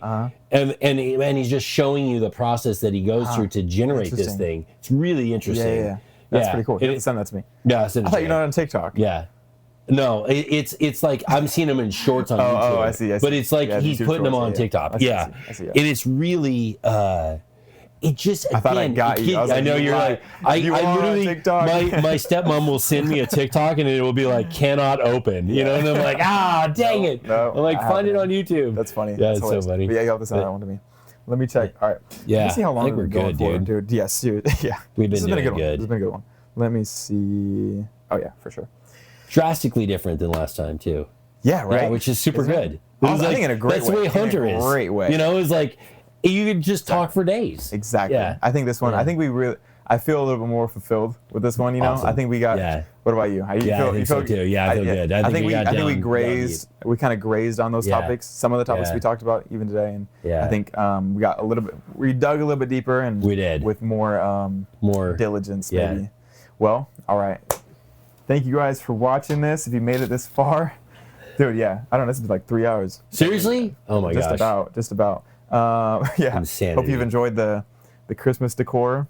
Yeah, man. Yeah. Merry Christmas. Thank you. Yeah, dude. Merry Christmas. Thank you again. Man. I cannot wait for next time. We got to do this every year. Every year we're gonna see where we're at. Yeah, you might have to come to Italy at one point. But, of course, dude. I'm absolutely down.